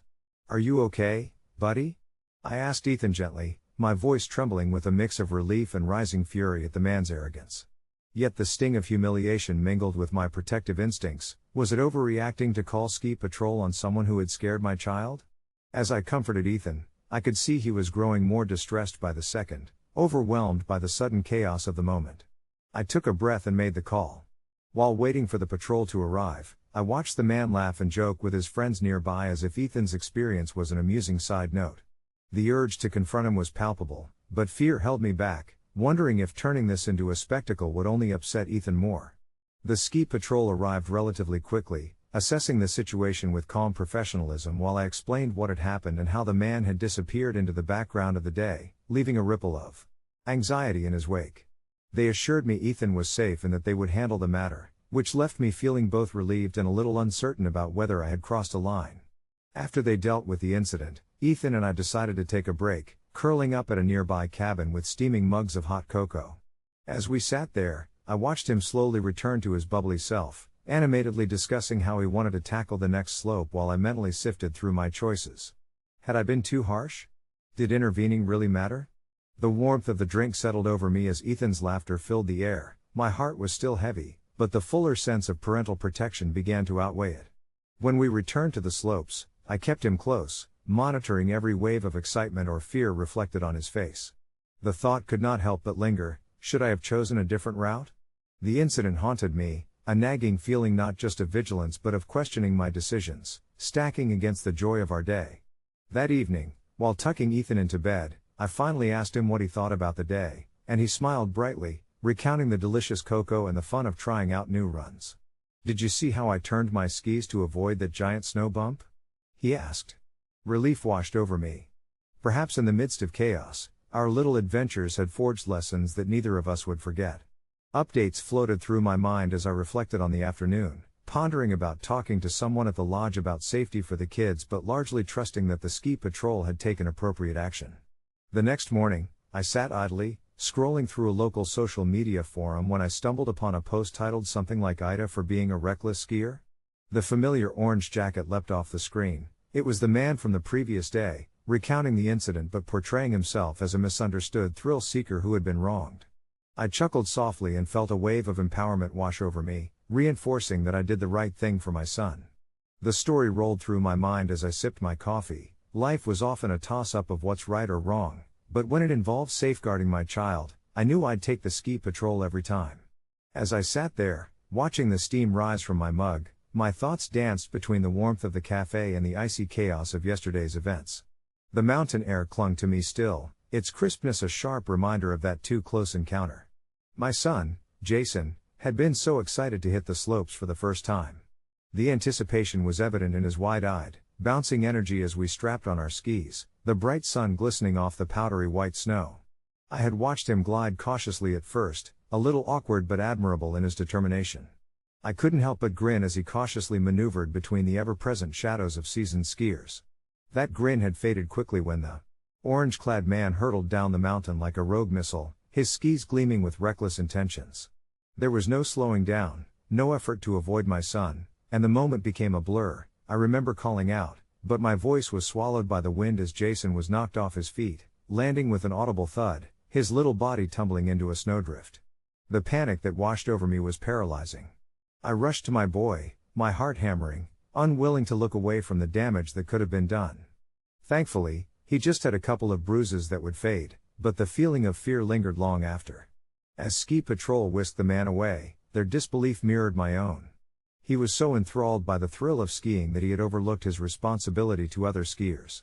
The disbelief turned into anger when I saw him posting about the incident online, morphing the narrative to paint himself as a victim instead of the man who had charged through a family day like a bull in a china shop. It made my blood boil, that arrogant dismissal of consequence. I pondered whether I was too quick to call ski patrol, but my internal mantra of protectiveness soothed my guilt. I had acted out of fierce love for my son. That night, I spoke to Jason about the importance of safety and respect on the slopes. He nodded, his bright spirit unscathed by the day's events. "Dad, he just didn't see me. I still want to ski," he declared, determination lining his young brow. A mixture of pride and fear twisted in my chest. A kind of courage blossomed in him that I deeply admired, even if it made my heart race with worry. As days passed, I kept peeking into the online forums where the orange jacket guy had been, watching him twist words to become a skiing legend when he was just a reckless distraction. Then, something shifted, the comments began taking a turn. More skiers echoed our experience, pointing out his reckless behavior and demanding accountability. It felt comforting to know that I wasn't alone in my assessment. The twisted perspectives attempting to absolve his actions had no traction. It seemed everyone else saw it as clearly as I had. I even gathered the courage to participate, sharing how his actions had endangered my son and that safety should always trump thrill-seeking thrills. Months later, as I skimmed through the old posts, I reached one that caught my eye. AITA for apologizing to a parent after reflecting on my reckless skiing? It was the same orange jacket, though this time the tone was remorseful. The author spoke candidly about self-reflection and growth since that fateful day. I couldn't help but shake my head, the past merging awkwardly with the present. Though it was gratifying to see someone take accountability, a part of me resented the years lost to careless decisions. I closed my laptop and turned my gaze into the depth of winter as it changed to dusk. Jason was at the window, captivated by the falling snow, his laughter a bright star amidst the swirling white. Perhaps life was less about the transgressions of others and more about how we chose to love and nurture, to build characters and let them shine.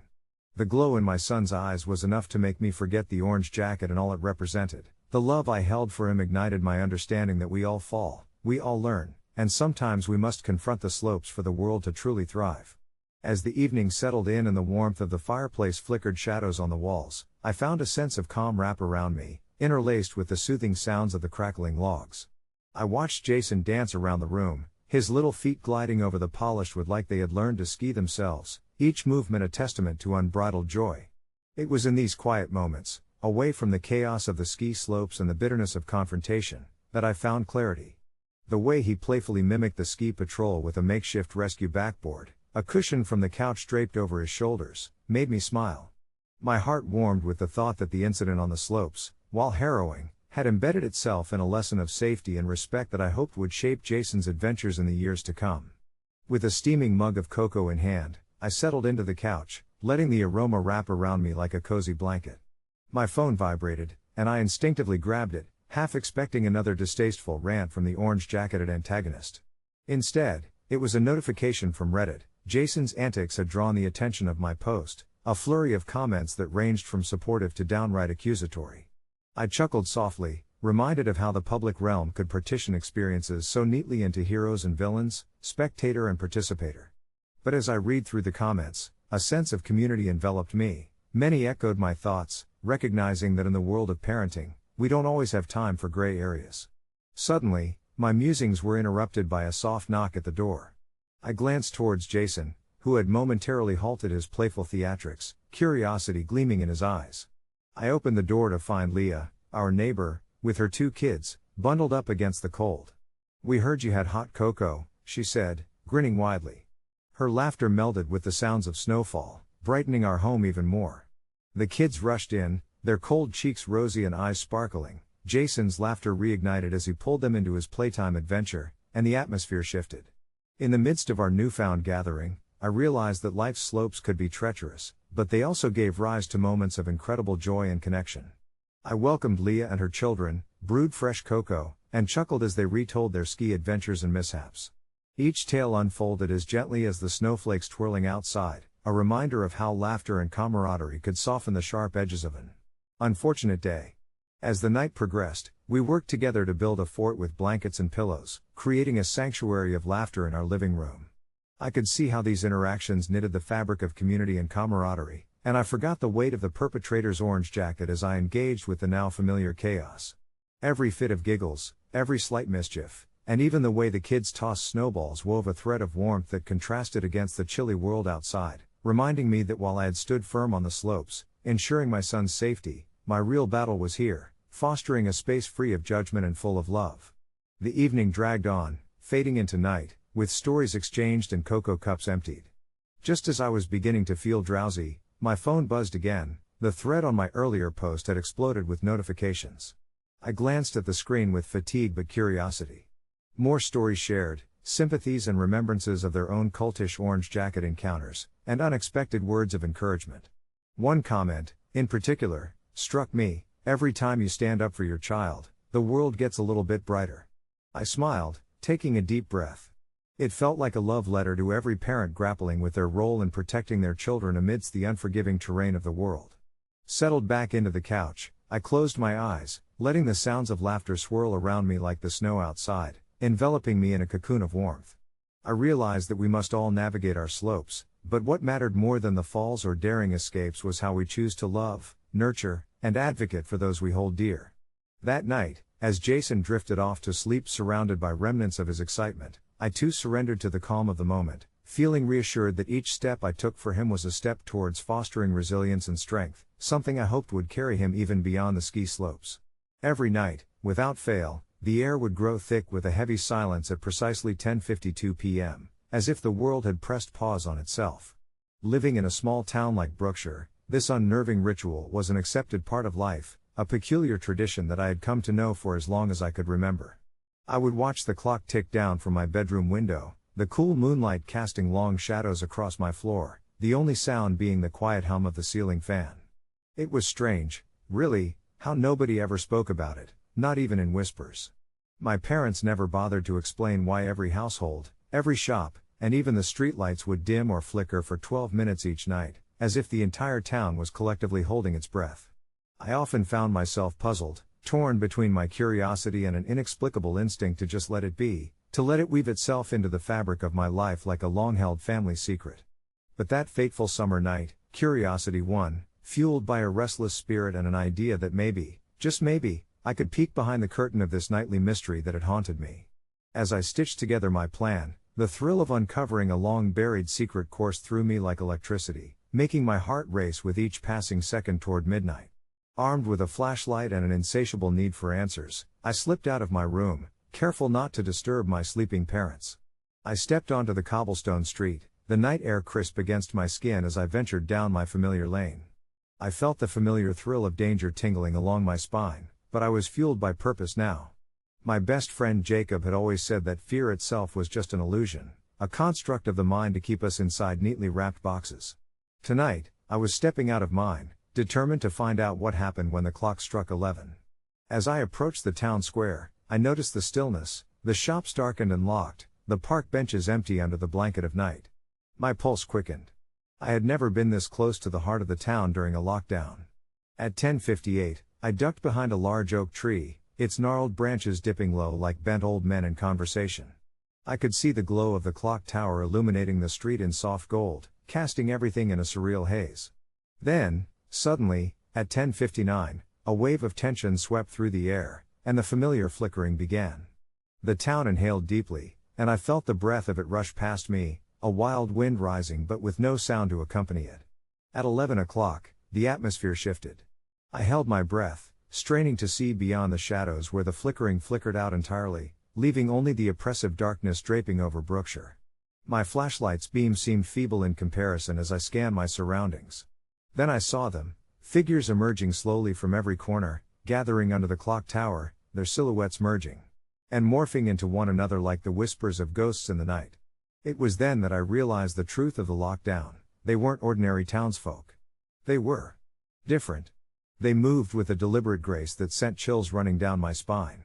As I stared in wide-eyed awe, I recognized familiar faces amongst the crowd, my neighbors, the shop owners, even the mailman, yet they wore strange expressions, devoid of any feeling I had ever associated with them.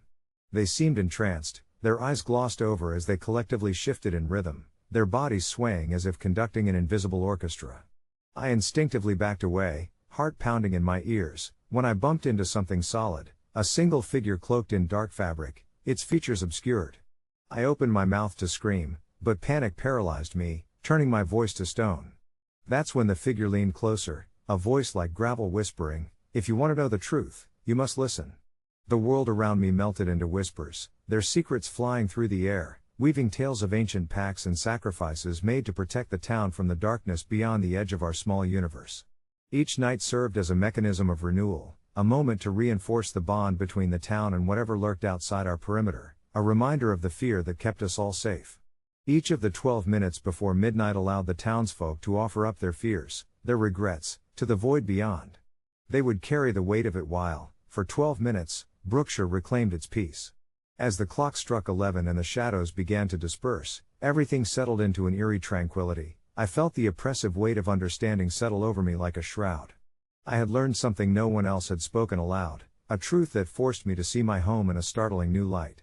I slipped away, my heart racing as I retraced my steps in the quiet night. By the time I was safely back in my room, shame washed over me. I realized that in seeking the truth, I had stepped away from the comforting lies that had woven the town together. I lay awake long after the clock had chimed again, the town clutching its secrets tight. What would I do with this knowledge?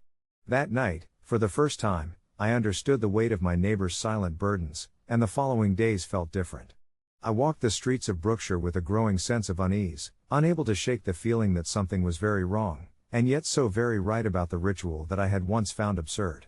The updates to my daily life became riddled with reminders of that fateful night, the slight nods from shopkeepers, the knowing smiles from those who had participated willingly, and in those moments, I grappled with the choice between ignorance and understanding. Months passed, and though I hadn't shared this experience with a single soul, I noticed the town changing subtly. The conversations felt deeper, the laughter more genuine, as if we were all carrying the weight of knowledge with us. I pondered often, should I tell someone? Could sharing do more harm than good? In the end, I decided it was wisdom best left as a quiet companion, a ghost story of sorts, a tale that shaped my framework of perception about our collective existence and the invisible lines we draw to stay safe, because perhaps not all knowledge is meant to comfort. And each night, as the clock struck 10:52 and the town would lock down, I would breathe deep, thanking the universe for the moment I had taken a leap beyond the known, and into the deeper layers of what life in Brookshire truly meant. As the clock struck 10:52 every night, a sense of calm and acceptance settled over me, a warm blanket in the chilly embrace of the unknown. The routine had become an intricate part of my life in Brookshire, a place that often felt like a quaint postcard from the past, untouched by the chaos of the outside world. Yet, as the siren wailed and the town fell silent around me, I couldn't shake the feeling that I was perched upon the edge of a precipice, gazing down into shadows that danced just out of sight. The first time I had experienced the lockdown, the eerie stillness that enveloped the streets, had been surreal.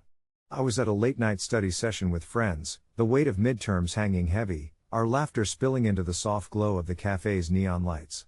Suddenly, the cheerful chatter was silenced by that haunting wail, and the cafe owner, a man with kindly eyes and a perpetual smile, turned off the main lights. "Don't worry, it will be over in just 12 minutes, he assured us, but the way his voice trembled slightly as he said it sent a chill down my spine. That first evening, curiosity gnawed at me. What could possibly happen during those 12 minutes that required our town to lock down every night? I began to dig deeper, asking friends and neighbors, weaving through rumors and anecdotes, a silent detective with no plan beyond satiating my curiosity. Most, it seemed, had long since accepted the routine. It was a part of life in Brookshire, whispered about but never dissected. Still, I was undeterred, driven by an insatiable urge to uncover the truth, to reveal the hidden stories tucked between the seams of our town's fabric.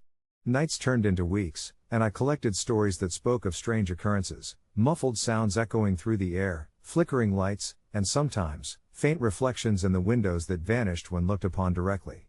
But no one ever spoke about what lay behind those 12 minutes. Perhaps I was foolish, but I felt a peculiar sense of connection to whatever secret lingered in the shadows. It wasn't until one fateful night that I stumbled upon an old journal hidden in the attic of my grandmother's long-abandoned house. The journal belonged to a distant relative, a woman who had been deemed an outsider in our town decades ago, a name whispered with a mix of reverence and fear. As I flipped through its fragile pages, I felt her despair, her isolation echoing through the years. She wrote of a darkness that had encroached upon Brookshire, a darkness that could not be spoken of openly yet haunted the town's collective memory. Her words were cryptic, but they painted a chilling picture of the past, filled with a sense of foreboding that mirrored my unease. Each passage spoke of the loud sirens, a warning of sorts, summoning the townsfolk to protect themselves from what lay beyond the safety of their homes. Tears pricked my eyes as I realized this journal, once a neglected artifact, now pulsed with urgency, as if the weight of history was begging for acknowledgement. The next evening, I felt compelled to share everything I had learned with the town council. A handful of reluctant faces gathered in the community hall. I presented my findings, my heart racing with the fear of rejection, of being branded the town's nouveau conspiracy theorist. Surprisingly, a gentle murmur rolled through the room. People shifted uneasily in their seats but listened. It was then that Mrs. Haddock, my high school history teacher now with silver streaks winding through her hair, spoke up, her voice a soft echo against the walls. The lockdowns were initially a precaution, she admitted, back when strange things began happening, children going missing, strange lights in the woods.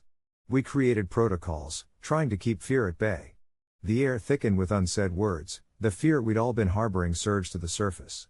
It became clear, amid the muted gasps and shifting murmurs, that we had all felt the tremors of something lurking, something unwelcome, and in trying to shield our community, we had silenced the very whispers that could have liberated us. Afterward, a woman approached me, her eyes weary. "My daughter went missing during the lockdown 3 years ago," she confessed, voice trembling. "I just thought it was all a coincidence, a sad part of life, but it was never discussed. All we did was follow orders." In that moment, I felt the weight of the town's collective guilt, a shared complicity in shielding ourselves from the dark while allowing it to infiltrate our lives through silence. I understood, finally, that the knowledge we held wasn't just a burden, it was a catalyst for change. Over the following weeks, I wrote to each of my neighbors, shared stories, opened channels of communication, and we began to speak, not in fear, but with hope. The 12 minutes became a platform for healing. We marked that time by uniting, creating rituals of remembrance for the lost, a declaration that we would not let history repeat itself. It was empowering to reclaim our narrative, to turn shadows into light, and slowly, the sirens transformed from dreadful reminders into signals of resilience. I began to realize that, sometimes, tearing down the walls we build was necessary, not just for our peace of mind but for the collective heart of a town that had been silenced too long. And as night fell and the sirens rang true, I joined my neighbors on the front porch, sharing our stories, reclaiming our past, and building a future free from the chains of dark whispers. The fear transformed into a gentle solidarity, as recognition settled in.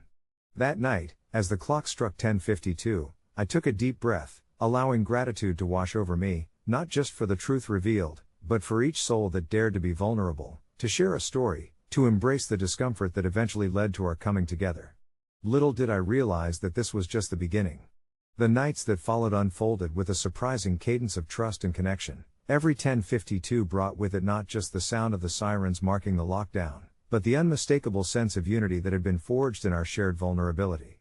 Each evening, more families joined us on the porch, stories flowing like warm honey, sticky and sweet, their narratives intertwining with one another, creating a tapestry of lives colored by hardship, resilience, and kinship. We spoke of old neighbors long forgotten, of the eccentricities that once defined our small town, and of the chilling events that led to our customs, each revelation a thread pulling tighter around our community, stitching the fabric of Brookshire back together. I discovered Mrs. Thompson had once been a gifted violinist, performing with a local symphony before the lockdown enforced her seclusion, and I encouraged her to play once again. The mournful notes she produced carried a haunting beauty that seemed to echo our past sorrows while beckoning hope towards the future. But it wasn't only the adults who found their voices, even the children, who had previously been hushed by the fatigue of our town's rumors, began to share their dreams and fear, whispers of monsters under their beds emerging lightheartedly transformed into shadows of the unknown that haunted us all. As the days slipped by, I watched the essence of Brookshire metamorphose. The self-imposed barriers that once shackled us fell away, replaced by a sense of belonging that filled the gaps of our lives. Neighbors ventured away from their homes after the lockdowns were lifted, engaging in spontaneous community events. I found myself enveloped in this whirlwind of rekindled friendship, revitalizing not just our town but also my sense of purpose. One chilly evening, after another night of storytelling, we decided to shift the lockdown. Rather than retreating behind closed doors at 10:52, we would share a meal, a simple gathering to acknowledge the passage of time and the strength we had collectively developed. So Friday became our unity night. Candles flickered on tables sprawled end to end across Main Street, laughter mingled with the lingering silence of the sirens that would still wail, serving as a reminder of what we once faced, but also of how far we had come. However, as the weeks rolled into months, I started to feel a peculiar tug at my heart, a flutter of unresolved tension that I couldn't quite place. Every so often, I'd catch fleeting glances of unease hidden beneath the smiles shared over meals. I noticed that each night, some families still chose to stay behind locked doors, as if they held fast to an instinct that warned them not to fully embrace this newfound peace. One night, a particularly fierce storm battered Brookshire, and the sirens howled through the air, mirroring the thunder above. The lights flickered, and after a moment of hesitation, our gathering dispersed, people reluctant but ultimately retreating to the safety of their homes. Little did I know, as I settled into bed that evening, that my fleeting concerns were about to crystallize into something far more real. The next morning, just before dawn's light began to spill across the horizon, a frantic knock on my door jolted me awake. It was Mr. Holloway, the town's old librarian, who looked pale and shaken. He gasped for breath, his voice barely above a whisper as he beckoned me outside. "It's happening again," he said, "you have to see." We hurried down the street, following the shadows of our neighbors emerging from their homes, all us drawn together by a mutual fear. The streets of Brookshire felt like a haunted morning, mournful and heavy. As I stepped outside, the atmosphere shimmered with something otherworldly. Our community gathered at the center of town in wide-eyed confusion, murmurs of disbelief echoing the early mist. Then it came, a sudden and powerful shift in the air as a figure appeared at the edge of Ellis Park, bathed in the gray light of dawn. It was an old woman, her face weathered with lines wrapping around cautious blue eyes, an aura that tugged at something deep within me. In her hands, she held what appeared to be a large, brightly painted box adorned with swirling designs reminiscent of the stories we had been sharing. "When the townsfolk forget the darkness that comes after the lockdowns," she called out, her voice surprisingly steady amidst the tension, "the darkness will remind them." A chill pierced the air as she opened the box to reveal strings of delicate memories, old photographs, crumpled letters, and fragments of forgotten lives, pieces of Brookshire long lost and nearly erased from our minds. They danced and flickered in the wind, releasing a wave of whispered voices that echoed through the town, triggering every locked memory of pain, neglect, and fears we had tried to bury. As I watched in horror and fascination, I could feel the energy of the past surging through the crowd, feeding off each individual's shame, guilt, and curiosity for the life they once lived. What does this mean? I wondered, my heart racing between dread and the need for answers. The woman's eyes met mine, and for a moment, the fear evaporated. She offered a knowing smile. "Embrace it," she urged, "and decide for yourselves how to let it shape you." At that moment, I understood what had happened during those surreal nights of sharing. We had built something beautiful in the wake of darkness, a new tradition where vulnerability turned into strength. However, the stories we buried were still there, existing in the fabric of our town, yearning to be recognized. We could no longer lock down our fears nor ignore the consequences of our past. We united not just in declaring our old pain but in acknowledging it together. And so we did. In our newfound circle of acceptance and resilience, we began to share once more. The fears and sadness would not diminish our light, instead, they would guide us towards growth. As the sun rose, painting the sky in shades of pink and orange, the town of Brookshire stood together, brilliant and renewed, prepared to embrace whatever lay ahead while carrying every piece of who we were beneath our shared story. The box of memories became a symbol, reminding us that while we may lock down at twilight, it was the unlocking in the light of day that truly defined our existence.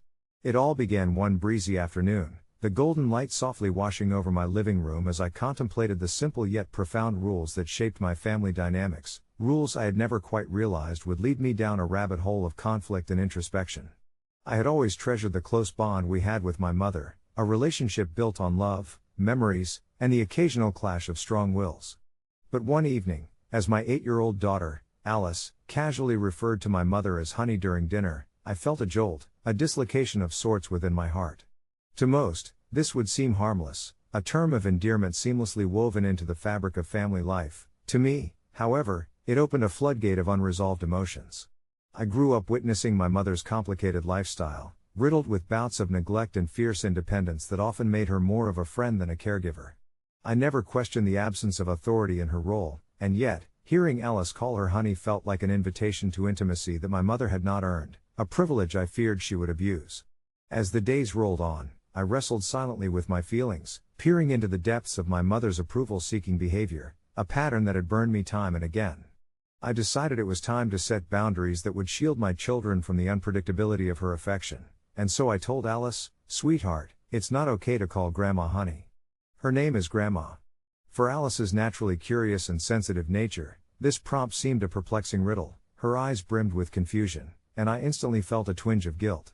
Yet I knew this was one of the only ways I could protect my children from the emotional instability that lurked beneath my mother's charming exterior. I imagined possible scenarios, Alice running to her honey for comfort, only to have those sweet moments twisted into half-hearted fits of affection that would leave her confused and wounded. That alone rearranged the pieces of my heart as I guided my daughter to navigate relationships with care. Yet, my gentle restrictions, which I viewed as necessary, did not sit well with my mother. She confronted me during one of our weekly calls, her usually warm voice growing strident as I could tell her feelings were hurt. "Why can't my grandchildren call me what they want?" she asked, her emotional undertones thickening the air between us. I felt compelled to defend my position, explaining that I wanted to maintain clear boundaries for their well-being, citing a few painful memories from my childhood that felt necessary to share. Instead of understanding, however, my revelations only fueled her resentment, breeding a kind of animosity that I had hoped to avoid. "You think you're protecting them," she snapped, "but all you're doing is pushing me away." Caught in that tsunami of emotions, the guilt over distancing my children from their grandmother and the insistence on maintaining their mental health, I found myself questioning whether I truly was the villain in this tale. Days passed, with tension hanging palpably in the air, until, one evening, my husband offered insight that struck a nerve. "You're just creating a cycle," he said softly, prompting a cascade of realizations. In my zeal to protect my children, I had inadvertently mirrored my mother's behaviors, shutting her out just as she once shut me out. As the weeks rolled into months, I let go of my rigid stance and, with a mixture of trepidation and hope, confronted my mother once more. We met in a local cafe, a place where we could relay the unspoken words over warm cups of coffee. I took a breath, recognizing the fragility of our interaction, and nervously explained, "I want to share this love with my children but fear for their emotional health." To my surprise, she opened up, acknowledging her past mistakes, and in that moment of vulnerability, I could see her as a flawed human being rather than the formidable figure I had cast her as for so long. We talked for 3 hours, our words weaving a new understanding among the crisscross threads of hurt and love. By the time we left that cafe, we made a gentle pact. My children could call her whatever felt right, but curiosity would remain the guide.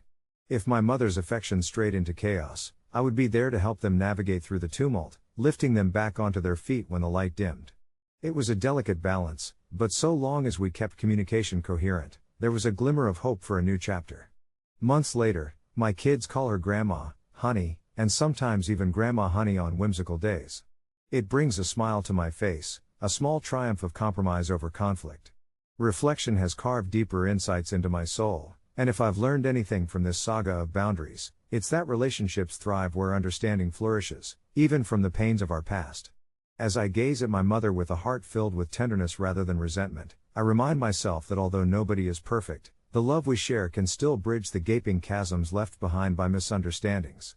I've become the guardian of my children's choices, but in opening the door just a crack, I've also invited my mother into a more stable chapter of our lives, one where love doesn't have to be earned or lost, only shared.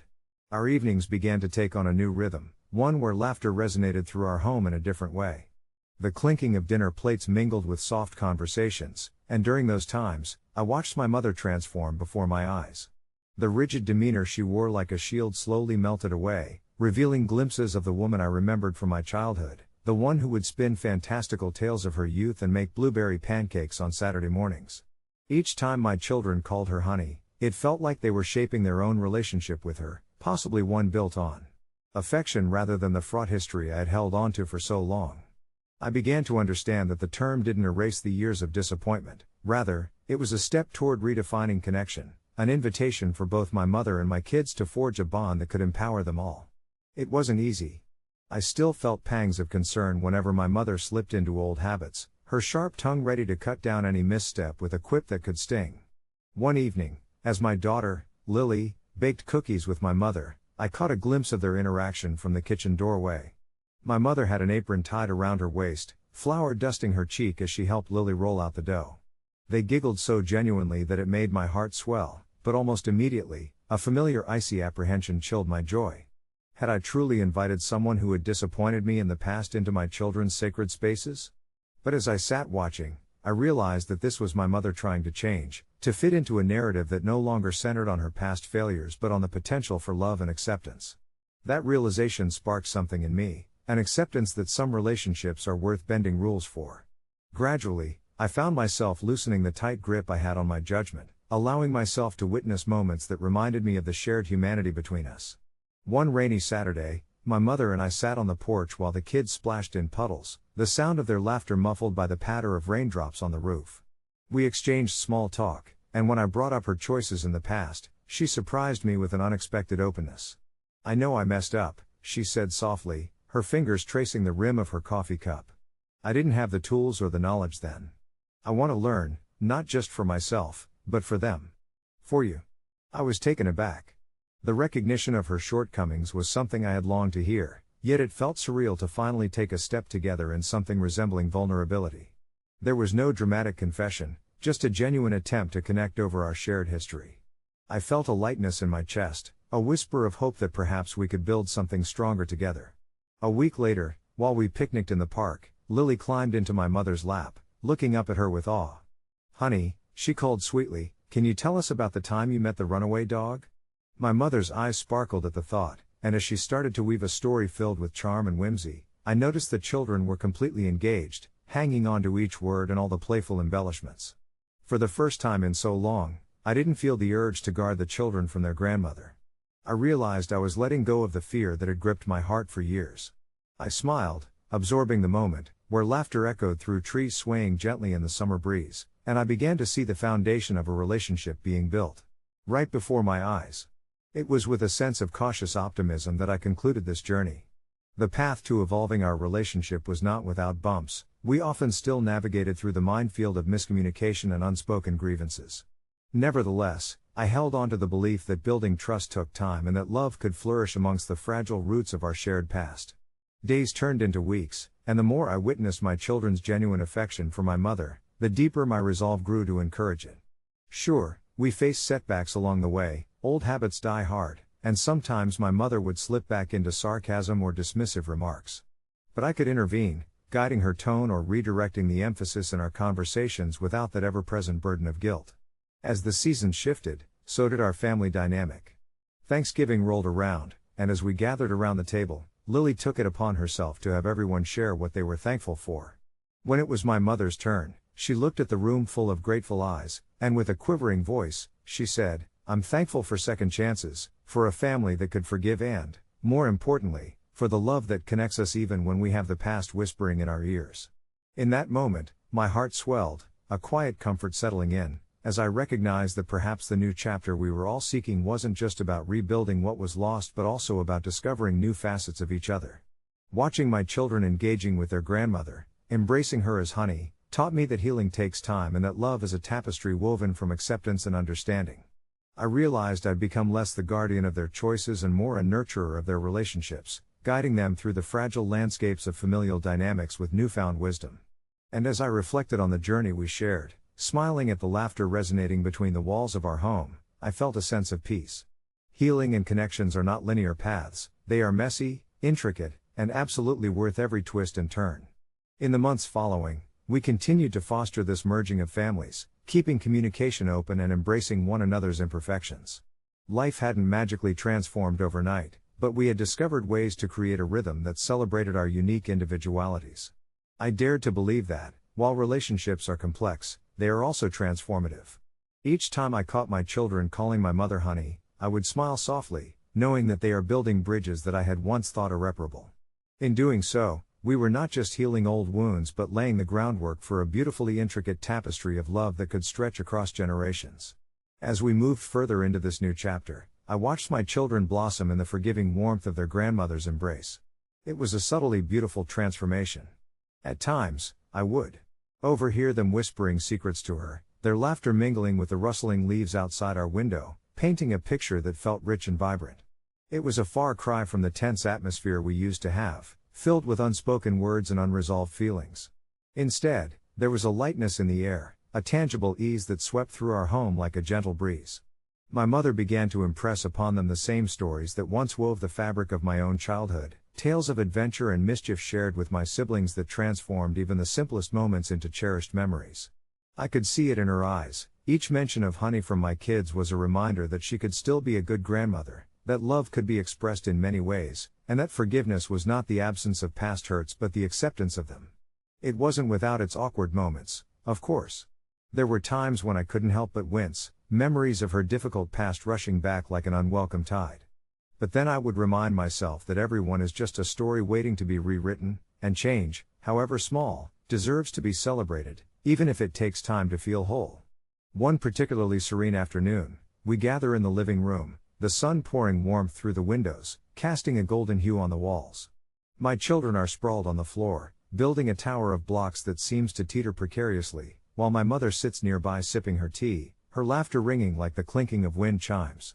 I glance at her, noticing how gently she guides their hands, offering suggestions instead of commands. "If we put this one here," she says with a smile, "it's going to topple less." I remember how, in my youth, her words often felt heavy, but now they dance lightly around the room, filled with affection. In that moment, I see the lessons unfolding, the ways in which they are teaching her patience just as much as she is teaching them about creativity and balance. It dawned on me that this new dynamic wasn't solely an opportunity for my children to connect with their grandmother but was healing me too, reshaping the broken pieces of our relationship into something sturdy and dependable. I allowed myself to breathe deeply, relishing the moment, when suddenly my daughter, engrossed in her building project, turned to my mother and casually said, "Hey, honey, can you help?" The word slipped out with the familiarity of an everyday phrase, and I could see the way my mother's eyes sparkled with joy, startled and delighted all at once. There was no hesitation in her smile, it was genuine and pure. "Of course, sweetheart," she replied, scooting closer to help. A warmth unfurled inside me, and for the first time, I didn't flinch on hearing that name float from their lips. Instead, I recognized it as a marker of progress, a gentle reminder that my mother was patching the wounds of her past, stitching herself into our lives, and that I was finally letting go of some of mine. As days turned into weeks, I found that the small things began to shift. Our collective laughter echoed more freely, the unturned corner of my maternal heart felt lighter, and those earlier fears that had once held me captive began to dissolve like mist under the sun. I watched my mother slip more easily into her role, her hesitations fading with each visit. The kids grew more confident in their affection, using names of endearment that bounced off the walls and wrapped around us like a favorite blanket. Each honey became a reverberation of love and an acceptance that we were all, imperfect in our ways, doing our best to stitch together the tapestry we called family. There was no grand epiphany, no fixed moment that illustrated our triumph, but rather the quiet realization that connection can flicker ignited even in seemingly insurmountable darkness through small acts of love and openness. As well as the growing comfort of understanding our shared journey, it was in these moments, simple yet profound, that I learned we had become a constellation, each star a unique point of light, interconnected by a shared history and new aspirations. And as I tucked my children into bed that night, their giggles still swirling in the air, I knew that we had turned a page in our story, one full of potential, ready to explore what it means to be a family in the truest sense. I whispered, "Good night, my loves," and as they snuggled deeper into their blankets, I couldn't help but smile, feeling the threads of our tapestry weave tighter around my heart. I closed the door softly behind me, letting the echoes of their laughter linger in the hallway, and for the first time in a long time, I felt an all-encompassing peace settle over me, a delightful realization that in the end, love always finds a way to triumph over pain.